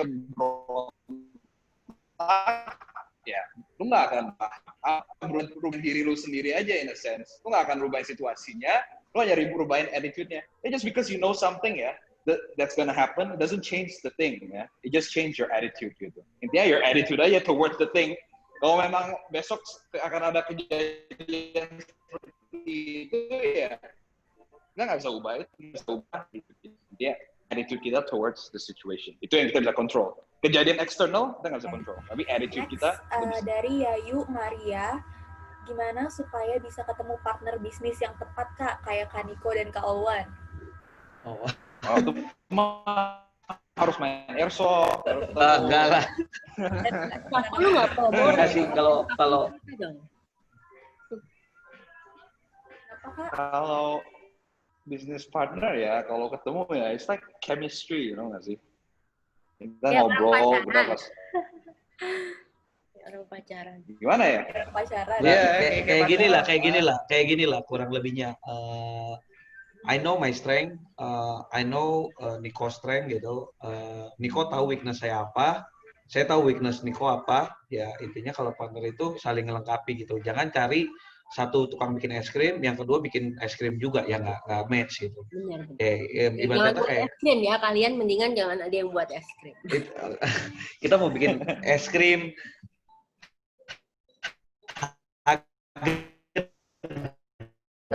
doang, nggak pakai das. Maksudnya Enggak lah. maksudnya kayak misalnya Dita nih, Dita bisnisnya kan Häagen-Dazs misalnya gitu. Terus dia nyari bisnis partner yang punya es krim juga. Dua-duanya sama-sama tukang bikin es krim. Itu biasa pasti jadinya nggak cocok. Karena dua-duanya mentingin skill, mentingin rasa semua, tapi nggak ada yang bisa jualan. Ya satu harus bisa jual, satu harus bisa teknis, ya kayak gitu sih. Ya sebenarnya nyari partner itu ya kelebihan kekurangannya. Kemarin saya baru ada temen ya cerita sama saya ya. Dia bilang saya cerita gitu kan. Gue partner bertiga dia bilang. Terus dia ngomong, cuman gue males nih sama yang satu lagi karena dia ribet gitu. Nah ini yang saya bilang, nih orang kalau terlalu banyak mikir jadinya kayak gini. Dia bisnis, dia anak orang kaya, dia mikir terlalu banyak, dia belum pernah ngerti bisnis, apa-apa tanya sama bapaknya sehingga jadi teman-temannya ngerasa kayak kok gue jadi bisnis sama bapaknya gitu kan. Sedangkan yang bisnis itu kan anaknya gitu. Nah kayak Nicholas juga pasti advice dari bapaknya banyak. Cuman Indian Nicholas lebih berpikir, this is my business, whatever my decision, ya it's on me gitu. It's not on papanya lagi. Ya bener dong, kalau lu mau ya advisor boleh, tapi kalian harus bisa profesional karena decision itu on you gitu, bukan on your dad gitu.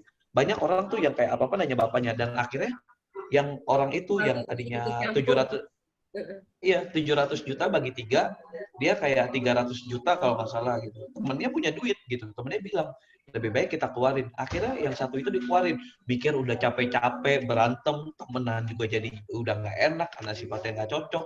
Tapi ya gitu.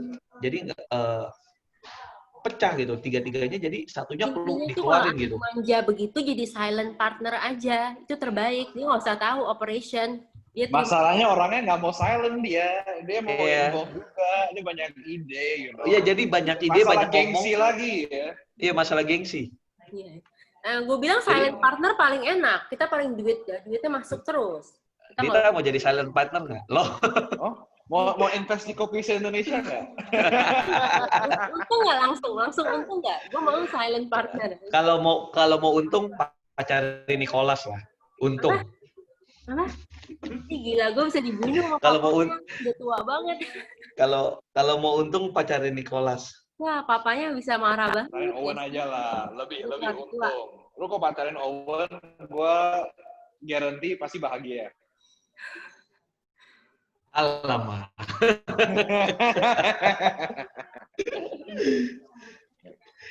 Pokoknya di mute. Itu di mute. Kak.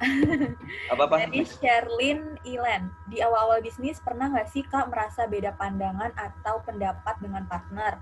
Bagaimana Kakak menghadapi itu dan mencegah hal itu terjadi? Itu tuh kalau di partner itu ya kita sering lah crash gitu ya, kayak tadi saya ngomong crash. Tapi gini loh, kadang ya kita itu terlalu orangnya kan egois yang kayak saya ngomong tadi.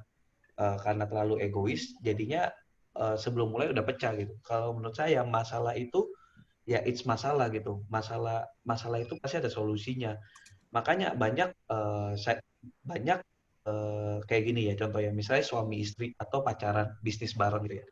Mereka bisa putus gara-gara bisnis. Mereka bisa berantem gara-gara bisnis. Itu karena apa gitu loh? Karena contoh misalnya saya sama Nicholas beda pendapat gitu. Ya kita berdebat. Kita bukan berantem. Kita itu berdebat. Kita berdebat mencari yang terbaik dari solusi yang ada. Itu kalau kita lagi berdebat. Ya itu berdebat, hanya sebatas berdebat. Kita nggak berantem. Tapi memang kadang ngomongnya kayak, ya enggak, mestinya begini. Gini. Kita pertahanin. Dan biasa Indian kalau menurut kita ini benar dan ini benar, ya kita coba aja jalanin dua-duanya. Lihat mana yang lebih efektif. Gitu. Itu satu gitu. Terus kenapa saya bilang bisnis sama pacar bisa putus gitu, kayak lagi berantem. Karena kalau seandainya sama cewek sendiri gitu, itu ada perasaan gitu kan, kayak lu berantem di kerjaan, bisa jadi sampai rumah lu masih tetap berantem gara-gara masalah itu gitu. Padahal yang diberantemin itu masalah kerjaan, bukan masalah rumah tangga gitu. Nah makanya saya selalu bilang kalau seandainya orang itu kalau berdebat itu ya berdebat gitu, pastiin itu bukan berantem. Saya selalu bilang kayak gitu. Jadi berdebat itu selalu mencari solusi yang terbaik. Ya kalau berantem ya itu udah nggak cocok bisnis lah gitu. Kalau menurut saya sih Iyalah, intinya jangan baper lah. It's strictly business, nothing personal. Alah. Nggak usah baper lah jadi orang, tau nggak sih? Ini bikin baper gengsil jadi kayak, oh perasaan gua. Kayak kalau family business gitu, mungkin kadang-kadang kayak, oh ya gue nggak enak sama ini deh, ya udahlah ambil aja. Padahal barangnya kurang bagus. Makanya di bisnis kita ya, di Kopi Indonesia, kita coba seprofesional mungkin. Jadi kayak barang-barang pun kita nggak ambil dari family, karena takutnya ada conflict of interest nanti di kemudian hari gitu. Mungkin barangnya udah nggak sesuai, tapi kita tetap ambil karena kita menghargai perasaan itulah. Screw your feelings, man, I don't care. Jadi intinya kalau bisnis ya, kita find result aja gitu. Ya kayak seperti kalau ada debate, ada argument ya kita try aja dulu. Try both, and then see what's the best. Yalah, jangan baper lah. We see what's the best result. If that's the best one, we take it. It's okay kan? Kita kan teamwork intinya. Kita mau yang terbaik buat bisnis kita. Kalau kita mau cuma menang sendiri ya udah bikinnya sendiri aja, jangan ada orang. Ya itu yang kayak tadi yang kayak tadi saya bilang, terlalu banyak konsep, dia cuma punya duit dan akhirnya dia dikeluarin dan akhirnya dia sadar kan semua yang dia so ide, egois, akhirnya hilang gitu aja kan. Terlalu banyak ide, terlalu banyak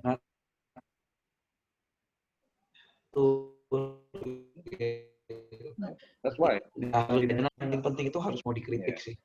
Jangan dikritik terus marah gitu. Saya kalau salah saya bilang salah. Niko kalau salah dia juga bilang salah gitu. Ya mau dikritik gitu. Gentleman lah kita. Iya, kalau kalah ya akuin kalah. Don't be a bad loser. Ya. Jangan banding ya. Udah kalah ya udah kalah. Jangan banding. Kayak kita selalu bilang ya, kalau bisnis ya jangan sama cewek, Owen, nanti kemakan hati. Ya nggak, Owen? Nggak boleh bisnis sama cewek ya. Kita nggak boleh kalau sama pacar lah. Sama pacar jangan bisnis, nanti kemakan hati. Ingat deh, cewek nggak pernah salah loh. Yang salah itu kalau cowok baper. Itu bahaya itu. Oke. I heard that. Ya, terus lanjut. Selain menjaga kualitas produk untuk menjamin nama baik, apa hal yang penting lainnya untuk diperhatikan? Udah, itu kali ya. Lebih ke arah jaga nama baik, kualitas, tempat, quality, service, sama ya marketing, udah itu aja. Marketing sih, marketing benar. Ya, marketing itu yang paling dijaga aja gitu. Jangan stop gitu. Ya tetap marketingin. Ada dari Arya, bagaimana cara membangun brand image di tengah banyak sentimen negatif, Kak? Brand image sentimen di tengah negatif seperti apa? Kayak IHSG banyak sentimen negatif. Hari ini IHSG minus nih. hari ini emas turun nih karena ada sentimen negatif. Enggak, sentimen negatif itu apa? Kayaknya terlalu luas deh kalau ngomong sentimen negatif. Karena setiap bisnis itu pasti punya sudut pandang masing-masing. Jadi susah jawab sih. Nggak ngerti maksudnya sentimen negatifnya apa? Bisnis apa gitu. Nggak nangkep. Iya, bangunin. Kalau bagaimana bangunin bisnis dengan sentimen negatif? Di tengah sentimen negatif. Brand image di tengah banyak sentimen negatif. Memang produknya bikin sentimen negatif atau gimana gitu? Nggak ngerti, makanya kan bingung kan. Kalau memang dari produknya sendiri ya, dan misalnya kayak lu di daerah mana, and then lu jual produk yang misalnya kayak yang babi maybe babi gitu, for example, yang non halal, sentimen negatif ya. Mungkin ya lu kenapa pilih daerah gitu kan sih? Lu cari daerah yang cocok dengan market kamu dong. Kalau cocok dengan market kamu ya sosial nggak ada sentimen negatif gitu. Cari yang sesuai. Tapi even kalau ada sentimen negatif ya, kalau kita misalnya kalau kita sengaja gitu taruh mau jual babi gini, tapi kita jual di daerah yang memang bukan, that's not the demographics gitu. Ya itu ya kenapa kita pilih di situ. Kalau ada tempat yang baik ya kenapa kita nggak ambil di situ. But even if you do it, if kita ujung-ujungnya ambil di situ tempat yang udah ada dan banyak sentimen negatif, it goes back again sih. If kalau ada masalah dengan produknya ya ganti produknya. Kalau udah nggak bisa lakukan apa-apa ya udah kita udah berusaha terbaik dengan produk ini, just let it go gitu. Just do your best. Hasilnya ya kan kita nggak bisa kontrol. Baik lagi kita nggak bisa kontrol hasilnya. Mau sentimen negatif, mau sentimen positif. Kalau sesuatu yang kita bisa fix gitu, misalnya kayak mungkin customer service kita kurang baik, ada yang laporin, oh kita punya cashier kurang ramah atau pelayan kita kurang ramah, ya kita bisa fix it gitu kan. Kalau kita nggak fix it, itu salah kita. Sentimen negatifnya akan makin memburuk. Cuma kalau udah hal-hal yang kita udah nggak bisa perbaiki, ya just let it go. Don't think about it. Itu aja sih. Oke, Kak. Next ada dari Cecilia Ernita. Selamat malam Kak Niko dan Kak Olwen. Untuk menambah nilai jual kopi, apa yang kakak lakukan agar membedakan atau ada nilai tambah dari brand lainnya? Terima kasih. Tempat, lokasi,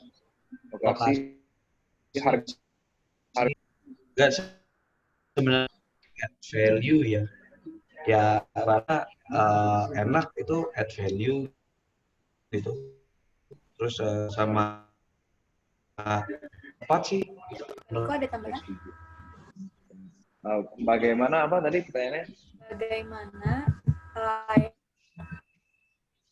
apa yang kakak lakukan supaya kopi yang kakak jual ini bisa terlihat beda atau ada nilai tambah dari brand lain? Iya sih, balik ke kualitas, Owen bilang sih, semua itu penting. Sama, ya ada konsep ya, intinya ada konsep sih dari brand lain kan.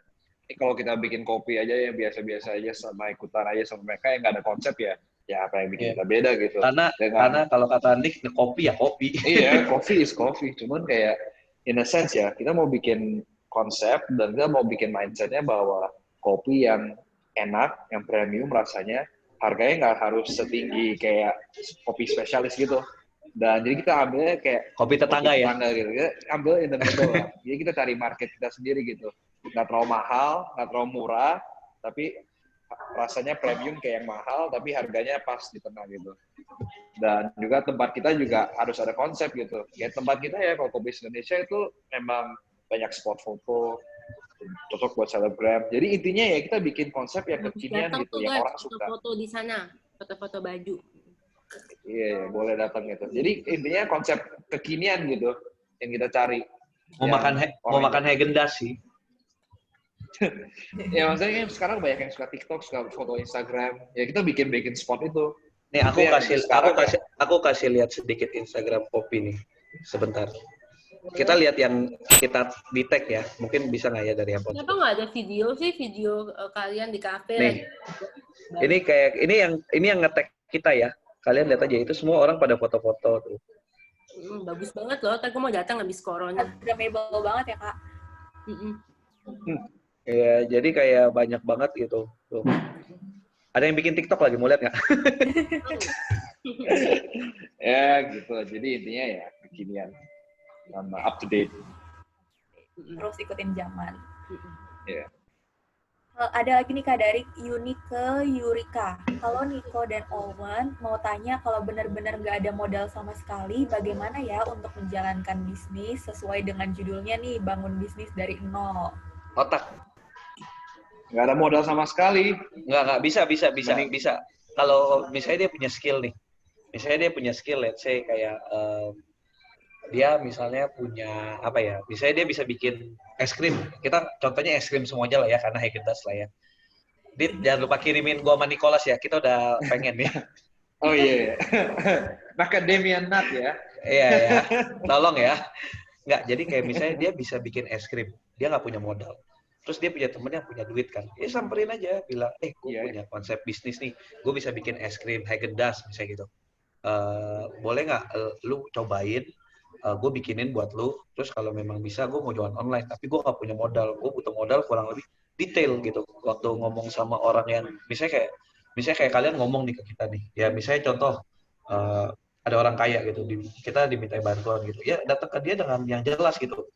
Gue bisa bikin es, dengan es ini gue bisa jual harga sekian, modalnya itu sekian, bahan bakunya itu sekian, gue mau beli barang-barangnya ini aja, harganya kurang lebih sekian, dan gue kalau seandainya kita bisa jual online atau kita bisa apa gitu, yang penting kasihnya detail gitu. Jadi orang yang mau bantu atau yang punya uang yang mau invest ke kalian itu, jadi ini apa sih, tahu konsepnya dari awal sampai akhir. Jangan datang, gue bisa bikin es krim enak, lu mau nggak modalin gue?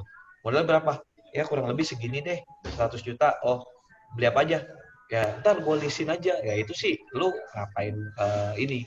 Jadi mintanya itu detail gitu. Kayak jelasin, gue butuh ini, barang ini, gue punya skill ini gitu. Terus kalau seandainya benar-benar nggak punya skill, ya menurut saya itu susah sih. Yang mending kerja sama orang gitu. Kalau seandainya punya skill, yang kayak tadi saya bilang gitu. Partner Ya pernah Cari nggak sih? investor ya. Iya, cari investor gitu. Banyak kok sekarang orang-orang yang mau invest seperti itu gitu. Jadi ya sebenarnya bisa dipercaya juga bagus. Tapi kalau untuk bisa dipercaya itu lebih ke arah kerja sih. Kalau seandainya nggak punya skill, cuma bisa dipercaya, gitu. Start dari kerja. Start dari kerja, lihat apa yang bisa dikembangin, bisa belajar. Nggak. Kesempatan bisnis besar kok di Indonesia, jadi nggak perlu takut gitu. Jadi kalau belajar dulu nggak masalah. Saya juga kerja dulu ini 5 tahun sebelum bisnis kok, nggak masalah. Kalau Kak Niko ada tambahan Kak? Ya sih, itu sih. Kalau nggak ada modal ya, you gotta have something gitu. Added value-nya apa? Mau bikin bisnis gitu. Kalau nggak ada modal, nggak ada ide, ya modal tuh nggak harus dalam bentuk duit loh. Modal bisa dalam hal lain. Misalnya saya plus poinnya di sini. Saya di marketing bagus nih. Saya lumayan, ya influence-nya lumayan banyak. Atau enggak, ya ada skill lah seperti yang Owen bilang. But you have to have something gitu. Ya mungkin kalau bukan dengan hal uang, ada sesuatu yang bisa dikembangin, dan kalau memang perlu bantuan orang lain ya cari investor, cari partner untuk gandeng dan bikin sih. Modal pasti nggak harus uang, bisa apa aja. Terus Kayak misalnya sama pasangan gitu. Kan sering berantem karena cewek itu suka ngasihnya kode gitu. Jangan kasih kode, kasih tahu yang jelas maunya apa. Ya nggak nih? banyak curhatnya nih kayaknya deh Kak. Iya. Bodoh amat. Enggak kan? Ya benar kan, cewek kan kode-kode. Nggak usah kode, kasih tahu aja maunya apa. Kita ngerti kok. Alah. Kalau kita consider kita. Iya, consider. Cost benefit. Dari Fada Aime, gimana sih cara kalian mempertahankan bisnis or share your strategy di tengah kondisi pandemi kayak gini? Mempertahankan bisnis. Sebenarnya sekarang orang tuh punya uang sih, bukan maksudnya ya misalnya kayak dia bilang resesi Indonesia ada terancam resesi, ya mungkin aja ada gitu. Cuman yang harus dinotet, kita punya warga negara Indonesia kan banyak. Konsumtif kita jauh lebih tinggi. Kenapa negara kayak Korea, Singapura, Malaysia itu benar-benar udah masuk ke jurang resesi, bahkan Korea udah resesi gitu. Itu karena penduduk mereka dikit, konsumtif dalam negeri mereka dikit gitu. Mereka kebanyakan ekspor, makanya negara kita kan kebanyakan import gitu loh. Dan kalau nggak ada import, sebenarnya kita punya produk dalam negeri sendiri. Jadi sebenarnya yang beli saat ini bukannya habis, masih ada. Bahkan for some business ya, malah growing loh gitu. Jadi bukan semuanya mati. Itu sih yang apa? Bisnis apa growing? Alat kesehatan, vitamin, semua growing. Oh iya ya. Ya kan? Alat kesehatan kayak rumah sakit sekarang growing, ya kan? Karena gini loh, kita marketing itu kan punya banyak sisi ya. Sebenarnya paling enak jualan itu dari sisi rasa takut gitu. Kayak orang jualan asuransi gitu. Orang jualan asuransi akan bilangnya gini, bayangin kalau lu sakit, ntar lu mati gimana? Lu kalau masuk rumah sakit gak ada yang bisa cover lu gimana? Itu lu ngejual dengan rasa takut, ngerti nggak? Yang kita kasih, jadi sebenarnya ada aja bisnis yang naik, kayak bisnis insurance naik kok. Ya memang banyak juga yang klaim gitu. Cuman maksudnya orang yang tadinya nggak care sama kesehatan, sekarang jauh lebih care. Kayak sekarang sepeda, industrinya naik banget. Brompton aja di Inggris sampai harus dijual gara-gara diborong orang Indo, ya kan? Iya. Brompton Sepeda loh. Sepeda ratusan juta. Sepeda yang harganya ratusan juta loh, diborong sama orang Indo loh. Jadi makanya di tengah gini juga masih banyak yang naik kok. Nggak semuanya mati. Semua masih punya banyak duit. Ya mungkin kan yang kayak kita harus tahu di Indo itu lebih banyak kelas menengah ke bawah dibanding kelas atas kan. Jadi yang menengah ke bawah juga struggling. Kalau ada duit, mereka lebih ke arah simpen. Gitu. Kayak bisnis-bisnis kayak penerbangan, ya pramugari, pilot, terus bisnis travel, apa segala macam itu kan semua mati ya. Itu mungkin yang paling. Kecuali lipstick. Oke. Lanjut Kak, 2 pertanyaan lagi ya Kak kira-kira. Abis Sorry ya, banyak banget pertanyaannya. banyak banget Kak, ada 62 pertanyaan dan rata-rata mirip-mirip. Ya saya emang nggak sebanyak ini. Asik. Banget nih kayak fansnya Kak Owen sama Kak Niko nih. 500 peserta. Oke, next yaitu dari Kak Ernita Hidayanti. Strategi marketing yang baik kalau misalnya si penjualnya kurang. Strategi marketing yang baik kalau misalnya si penjualnya kurang dalam hal public speaking. Gimana tuh, Kak? Jual online, nggak ada yang ngeliat mukanya, enak. Public speaking, emang bisnis harus bisa public speaking, nggak perlu. Public speaking kita dong. Ya, ikut kelas public speaking, dignity sosial. Ikut dignity sosial. Jualan online. Ya, Häagen-Dazs. Kalau nggak dikirimin juga sih udah keterlaluan ini nih. Iya. Iya, itu ada sponsor ya. Aduh, udah 3. Nggak. Ya, kalau public speaking sebenarnya kan nggak. Kalau seandainya jualannya bukan jasa kan nggak perlu public speaking kan. Kalau jualannya online, ya intinya bikin format aja. Contohnya deh Google banyak. Gimana cara greeting, gimana cara jual, gimana cara closing. Ya ikut kelas kayak gini juga good sih. Ya, gitu sih. Kalau Kak Niko, ada tambahan Kak? Atau sama?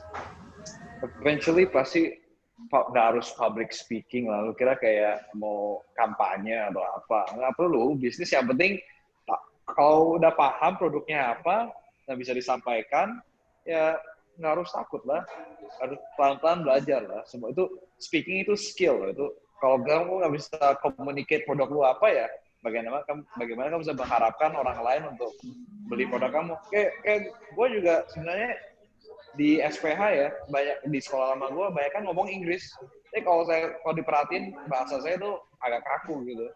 Tapi ya pelan-pelan belajar juga karena penting kan, bisnis kan tentang networking, tentang ketemu orang. Kalau kita nggak bisa ngomong, nggak bisa diskus tentang produk kita seperti apa gitu ya, pasti akan masalah. Jadi kalau mau bisnis ya, di apa aja kerja apapun ya harus bisa ngomong lah.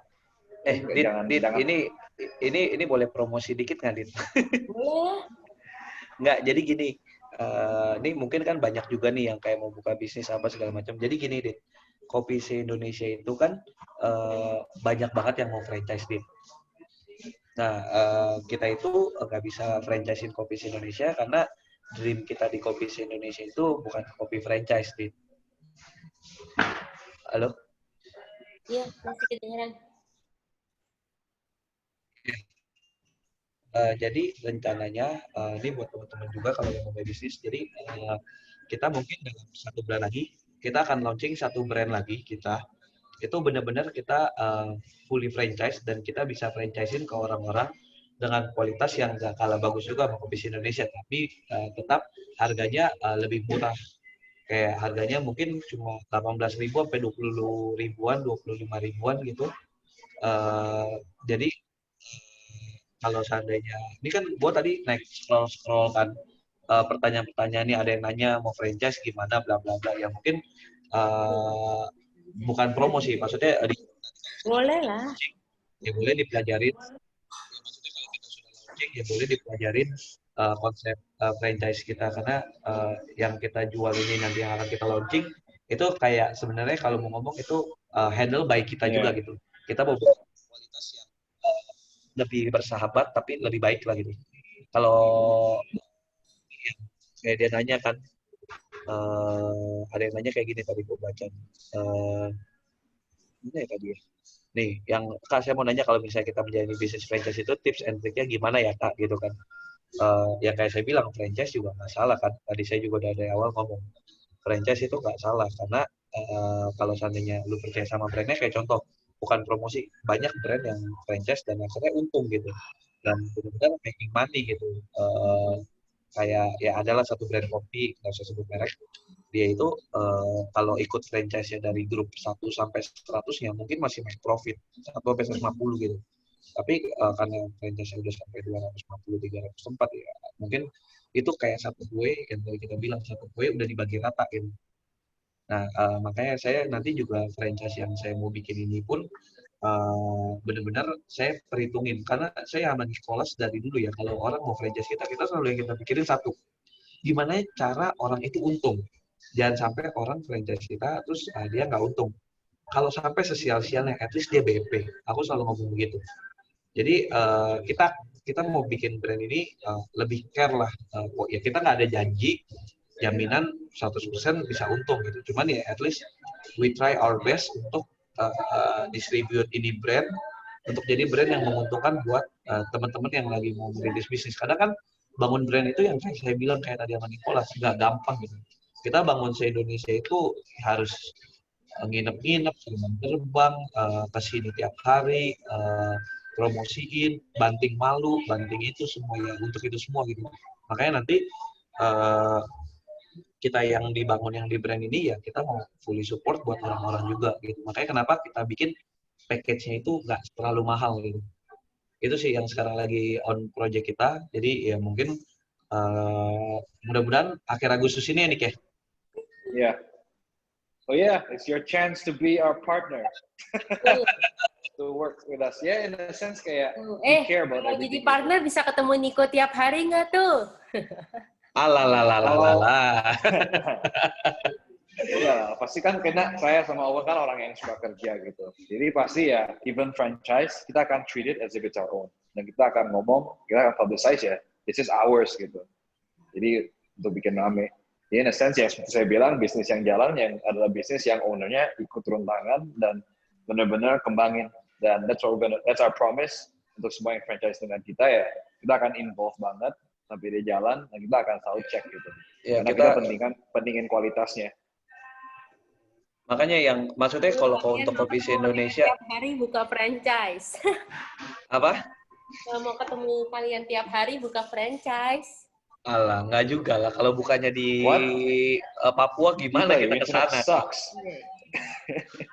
Ya enggak, jadi intinya kalau seandainya yang mulai bisnis kan intinya gimana cara bangun bisnis dari nol kan.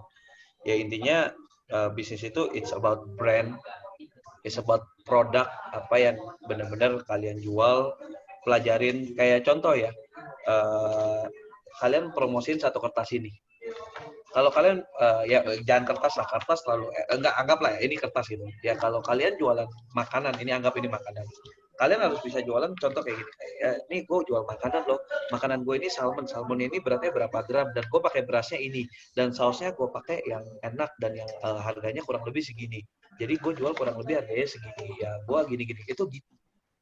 Tapi kalau lu jualan lu mau beli nggak nih gue nasi salmon enak loh. Udah gitu doang. Beda kan, cara jelasinnya beda kan. Jadi intinya bikin bisnis dari nol, sebelum kalian mulai itu kalian harus pede sama produk yang kalian jual. Kalau kita yang kayak makanya kenapa kita optimis sama yang mau kita franchise-in karena kita dari diri saya sama Nicholas begitu. Kalau seandainya nggak enak ya nggak usah jual lah gitu. Ya.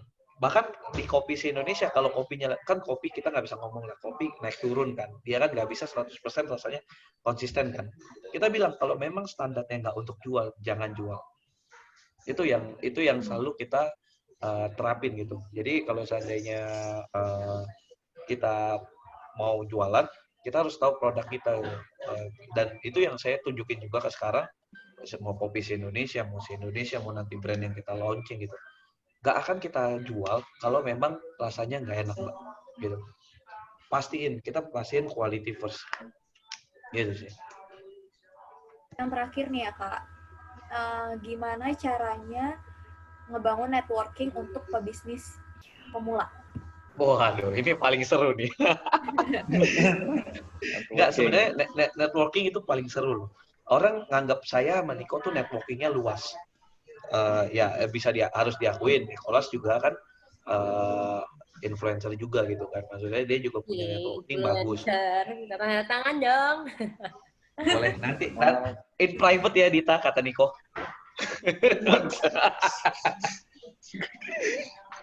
enggak jadi kalau networking itu kayak gini sih sebenarnya banyak cara mau cara yang baik bisa mau cara yang buruk juga bisa jadi menurut aku untuk bangun networking itu kalian harus bisa bergaul, kalian harus bisa ngomong sama orang. Orang kalau seandainya ngomong sama saya, pasti mereka rata-rata ya pasti akan ngomong gila nih orang jago banget ngomong, pasti. Karena cara saya ngomong itu orang itu paling gampang satu dia mau didengar. Ya, jadi kalau seandainya kalian ketemu sama orang pintar, biasa tuh orang pintar, orang jago, orang hebat tuh suka ngomong. Mereka suka dipuji. Misalnya kayak contoh nih Dita nih lagi ceramain saya bilang iya Dit, gini. Terus puji aja kadang, iya Dit, lu udah cantik, pintar lagi. Gitu kan misalnya. Nah ini kan Häagen-Dazs dikirim sama dia gitu. Enggak. Maksudnya puji-pujian mah palsu, males. alah. Ini real kok Dit loh. Nggak, jadi yang kayak saya bilang gitu, orang tuh sifat dasarnya gampang. Orang tuh suka dipuji. Habis dipuji, ilmunya dikasih, networking dikasih. Jadi jangan pelit-pelit tuh muji orang gitu. Jangan sombong, jangan egois, lebih humble gitu. Kayak saya sama Nicholas ya, berdua gini aja. Kalau ada orang yang ngerasa dirinya lebih pinter, padahal kita udah tahu ya. Yang dia omongin, alah ini pelajaran gua 10 tahun lalu, dia baru ngomong sekarang. Tapi kita nggak ngomong gitu kayak, lu ngomong tuh, gua tuh udah tahu dari dulu, jangan sok pinter depan gua. Kita nggak ngomong gitu. Kita kayak, oh ya, wah gila hebat ya, makasih lo ilmunya. Dia bisa kenalin ke siapa, ntar dia bilang, ini anaknya bagus, mau dengar, mau belajar, mau apa. Jadi humble aja gitu sih. Itu menurut saya, untuk membangun networking itu humble ya. Ya, Kayaknya keluar nih Kak. baterainya habis kali lah. Katanya habis dipanggil pacar aja, dipanggil pacarnya. Dia jomblo, Dit. Waduh. Dia jomblo. Sekarang mah zaman sekarang tuh ada all kind of jomblo. Ada yang jomblo padahal deketnya sama 5 cewek. Oh itu mungkin Kak Dita kali. Kita enggak kok Kak Dita. Kita anak baik-baik Kak Dita. Enak aja. Gue paling anak. Thank you ya, jawabannya semua bagus-bagus banget tuh. Terus tuh Ayu nanya, Kak Owen jomblo nggak jomblo? Owen baik lagi, ganteng lagi guys. Nah ini Kak Dita mau dikirimin kopi nih biasa kayak gini. Tolong kirim kopi. Kirimin mana kopinya? Gue jujur. Boleh. Ayo kita ntar gue kirimin. Iya ya. Halo. Ergopol. Jadi intinya yang kayak tadi saya bilang Mbak siapa Inshani Ngani Dita gitu. Kalau belajar sama Dita juga sharing banyak banget ilmu-ilmu. Gue sering kadang cuman kalau Dita udah share kebanyakan tuh sampai capek tuh bacainnya. Jadi kalau seandainya mau kalian memang punya waktu luang, banyak-banyak baca buku, lihat apa yang di-share Dita. Kadang saya ngerasa saya pengen jadi kayak Dita, punya antusias bikin kayak gini, pengen bikin pembelajaran kayak gini. Cuman ya menurut saya ilmu saya nggak di situ gitu. Jadi saya nggak mau ikut-ikutan. Jadi ya misalnya kayak Dita konsisten, dia undang orang, dia ajak orang gitu. Ya itulah kalau kalian mau bangun something, jangan lihat hari ini gitu. Bisa jadi satu hari Dita ajak pembicara yang lebih gede lagi gitu, ngerti nggak? Yang lebih pintar lagi, yang pengalaman yang lebih banyak. Kayak yang saya baca dia mau undang Sandiaga Uno siapa lah yang nggak tahu gitu kan? Udah kan tuh maksudnya dia bisa undang sampai yang kayak gitu karena konsistensi dia gitu untuk itu. Jadi bisnis itu it's not about today gitu. Jadi kalian kerjain hari ini ya hasilnya bisa jadi berapa bulan lagi. Saya punya satu ilustrasi, Kak. Tahu Ayu Ting Ting nggak? Iya. Ayu Ting Ting itu dia punya lagu yang paling terkenal itu yang di mana itu tahu kan? Ya. Itu lagu sebelum dia terkenal itu adalah lagu dia 3 tahun lalu yang dia rilis dan nggak ada orang yang suka. Bohong loh. Cek aja. Itu lagu ini di Trans TV kan, di Brownies acara betul, dia. Betul. Jadi lagu itu adalah lagu 2 tahun lalu yang which is nggak terkenal gitu. Dan tiba-tiba satu hari terkenal gitu dan dia nabur gitu setelah 2 tahun dia konsisten dia jalanin. Akhirnya orang semua tahu lagu dia. Contoh kedua, tahu Money Heist nggak yang lagi rame? Yang Bella Ciao, udah tahu kan? Tahu. Ya, dia itu bikin film itu nggak ada yang suka. Yang nonton itu cuma orang Spanyol. Di Money Heist pertama, yang nonton film dia itu cuma 1,5 juta orang. Di seri kedua dia, yang nonton itu turun sampai 900.000, sampai 1 juta orang doang. Jadi which is dia udah down kan. Tapi dia produsernya itu tetap berusaha hingga akhirnya one day dia dilihat sama Netflix. Gitu kan.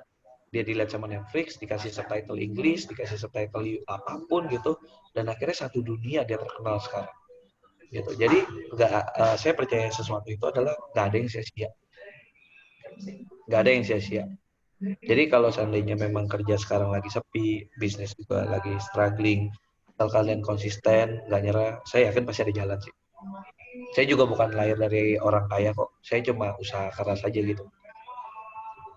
Usaha nggak akan pernah mengkhianati hasil, bener ya Kak? Ya asal tetap ya di jalan yang benar ya. Maksudnya, Benar. maksudnya kayak kayak jangan egois mau belajar gitu. Kerja yang benar, kerja keras ya. Kalau orang kadang ngomong gini, jangan work hard, work smart, itu bego sih. Karena menurut saya itu ya kalian harus work hard dan work Just smart. work smart, ya. Ya, nggak mungkin jangan work hard, work smart, itu udah paling bagus. Oke, makasih banyak nih Kak Olwen, Kak Niko juga tadi udah live Kak Nikonya sama Kak Dita. Bentar lagi dia nongol. Ini saya tuh lagi di kopi. Mau lihat nggak kopi kayak gimana? Ya boleh Kak. Wah, lagi di pick berarti ya Kak? Iya, nih kita punya bar. Bagus tuh guys, kalau mau ketemu harus ke sana guys. Ya guys, kalau misalnya mau itu bisa langsung ketik di kopi se-Indonesia. Oke. Yeah. Makasih banyak Kak Olwen. Mungkin ada pesan-pesan nih Kak buat teman-teman. Sekali lagi singkat.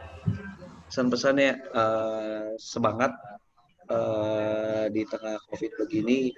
Cobaannya bukan kalian doang kok. Semua pembisnis besar sampai pemerintah pun juga nggak siap. Jadi stay positif.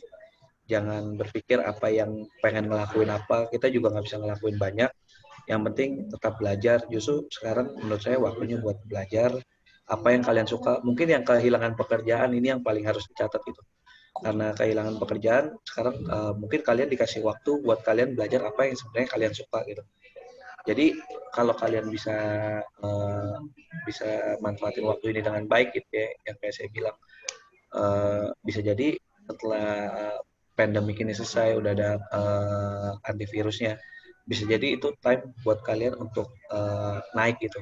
Saya selalu bilang ya, di Indonesia ini kesempatan kayanya banyak banget karena rata-rata bisnis itu adalah bisnis family. Bisnis family itu akan jatuh biasa di generasi kedua atau ketiga. Jadi ada kesempatan lagi buat generasi baru naik lagi. Yang penting semangat, jangan putus asa di tengah pandemi ini, banyak belajar hal baru. Itu sih. Terima kasih banyak Kak Olwen. Kak Dita ada closing statement nggak nih? Pesannya kalian you're never tuh, kamu nggak pernah terlalu muda untuk mulai, itu yang kita harus belajar ya dari Nico dan dari Owen. Dia sangat nggak pelit ilmu, jadinya terus dia juga orangnya sangat mau bergaul. Kalian harus belajar itu, nggak boleh pelit ilmu karena pasti apa yang kamu tabur kamu tuai. Kamu mau bantu ngajarin orang, pasti ntar Tuhan juga kirim orang untuk bantu ngajarin Owen. Misalnya Owen, itu kejadian di hidup aku loh, aku nggak pelit-pelit, makanya kelas aku buat gratis aja. Materi kelas aku yang tadi juga tebel banget, orang bilang kenapa sih kalau gue buat berbayar loh Dit, ini materinya banyak banget katanya.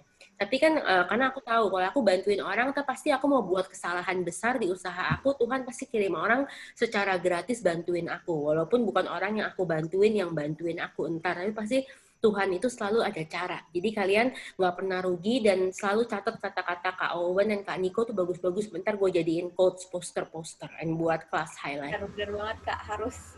Iya, thank you banget ya Owen for your time. Thank you. And Niko, thank you. Niko udah kabur internetnya. Ya, Niko, nanti saya ngomong sama dia. Iya. Yeah. Thank you banget nih buat Kak Olwen sama Kak Niko. Tolong disampaikan nanti ya Kak, kalau misalnya udah mau banget sharing-sharing ke kita, padahal mungkin Kak Olwen sama Kak Niko sibuk gitu kan, tetap bisa nyempetin waktu nih buat kita berbagi ilmu. Aku jujur aja aku sangat amat dapat insight baru dari quotes-quotesnya kalian kakak-kakak ini dan dapat juga baterainya habis ternyata. Coba deh bisa buat dia jadi panelis Kak? Baterainya habis. Ya. Kak Feli mungkin Kak. Iya. Tapi thank you juga terus nih juga, iya Kak, terus juga thank you banget buat Kak Dita yang udah nyediain wadah sekeren ini biar kita bisa belajar terus meskipun lagi keadaan pandemi kayak gini, kita tetap semangat belajar. Dan thank you banget buat teman-teman yang udah join, yang tadi udah full banget 500, dan aku ngebaca di chat ini katanya seru banget Kak, katanya ditunggu part keduanya. Gitu Rika Dita. Part keduanya nanti waktu gue udah buka di luar negeri, Dit. Iya, Oke, amin. Bener, gue rencana tahun depan buka di Malai sama Oh, di Singapura. Malay. Oh, jadi oke, kita tunggu part kedua, gue tagih ya, lu awas lu Iya. menipu gue kejar loh. Mereka berdua baik nih, Ya. ilmu kita masih muda lagi tuh kalian belajar. Kalian jangan cari cowok yang sering main-main aja, kamu harus cari cowok yang suka bekerja loh. Kamu tua nggak dikasih makan sama cinta. Enggak, itu Dita salah. Barusan statement Dita salah. Cari cowok yang rajin bekerja dan humoris. Waduh. Iya, yang suka bekerja Humoris. maksudnya jangan cari yang cuma jago gombal, main-main, keren, ngerokok doang, duduk-duduk. Cari yang berbisnis, bener deh. Nyesel tuh kamu. Arita bisa aja. Iya. Thank you Kak, thank you yang udah join. Jangan lupa isi survei di link yang ada di kolom chat untuk dapetin e-sertifikat dan worksheet-nya. Terus juga jangan lupa untuk ikut join di kelas Dignity yang lain, karena masih banyak banget kelas-kelas yang keren-keren banget, dan guest teachers-nya juga gak kalah keren yang ahli di bidangnya. Dan semoga follow Kopis Indonesia dan follow Instagram mereka berdua. Bisa ya, betul. Follow Kopis Indonesia dan follow se-Indonesia, clothing brand se-Indonesia. Dan jangan lupa dibeli juga Kak, jangan cuma di-follow. Ya, aku aja udah beli. Benar. Mestinya dipakai Dit hari ini, Dit. Iya ya, harusnya gue pakai. Tuh, cuma mau bilang Kak Owen mirip Joe Taslim. Joe Taslim ganteng loh. Gue suka banget Joe Taslim. Alah, Dita. Mirip Joe Taslim. Kata-katanya Deta Jol. Tapi ya Dit ya, gue ngerasa ya kalau lu suka Joe Taslim ya, emang berarti lu suka cowok-cowok itu yang nggak terlalu putih. Masa sih?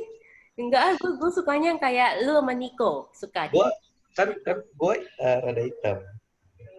Oh, rada tan. Oke, tapi gue juga suka yang kayak Nico tuh yang putih, gue juga banget. Gue suka semuanya, yang penting cakep ya. boleh. Ntar next lagi lah Dit, kalau memang udah makin rame kelasnya, gue juga doain semoga sukses. Iya, thank you. Semoga bisnisnya juga lancar terus ya Kak Owen. Kita follow dan kita promo. Ya, tag mereka, oke? Tag mereka foto-foto kopinya. Dan lain kali ada homework buat Nico sama Owen, buat video dong. Kamu jadi barista, kan makin laku. Gitu. Boleh. Iya, yang ganteng-ganteng gitu. Itu sih orang demen nontonnya. Mereka kurang pencitraannya nih. Pencitraannya nggak ada video-video lagi. Tapi Dit ya, itu sebenarnya ya yang barusan lu tanyain itu ya. Gue tuh nggak suka kayak gini Dit. Sebenarnya ini sudut pandang gue ya. Gue lebih suka work in silence dan success noise gitu. Lu ngerti gak sih? Ya, tapi kan itu buat marketing promo kayak video. Justru maksud gue begini, kalau gue terlalu banyak bullshit ya. Oh, I built this brand from zero. Gue bikin video segala macem dari mulai ngangkat barang apa segala macem. Itu terlalu bullshit lah. Karena menurut gue bisa maju juga karena ada Nicholas juga ngebantu gue. Nicholas juga bisa maju karena gue bantu. Jadi kita berdua tuh di video yang keren gitu berdua. Betul, itu udah banyak yang suruh teman-teman gue banyak yang suruh bikin gitu. Gue sama Nicholas nolak gitu. Karena menurut kita lebih baik ya gini ya. Waktu orang suka banyak ngomong gitu, tapi hasilnya zero. Mendingan kita zero ngomong, hasil 100. Itu yang gue terapin. Enggak lah, mendingan ngomong juga jalan, tapi kerjaan juga jalan. Boleh. Gue coba terapin. Nanti gue minta tolong. That's true. Tapi kalau memang itu bukan priority kalian ya oke aja. Tapi bayangin brand-brand lain mereka spend ratusan juta loh buat video kayak gitu. Mereka bayar orang lain. Mumpung kalian masih young dan muda, mendingan ini. Betul sih. Itu nanti gue coba considerin lah. Iya. Gitu. Capek buat juga dia bikin konten. Aja buat yang klasik. Boleh. Nanti gue coba bikin. Thank you ya Kak. Selamat malam. Oke, Dit, thank you Dit. Istirahat. Semua makasih. Iyalah, jangan banyak di-expose. Semua orang punya cara dalam berbisnis. Iya, that's true. Gitu. Tapi Tapi kalau aku Makasih ya Kak bilang, Dita, makasih banyak. thank you banget nih mumpung. Tapi aku bilang kalau startup tuh mumpung mereka masih ganteng, nggak usah bayar aktor lain.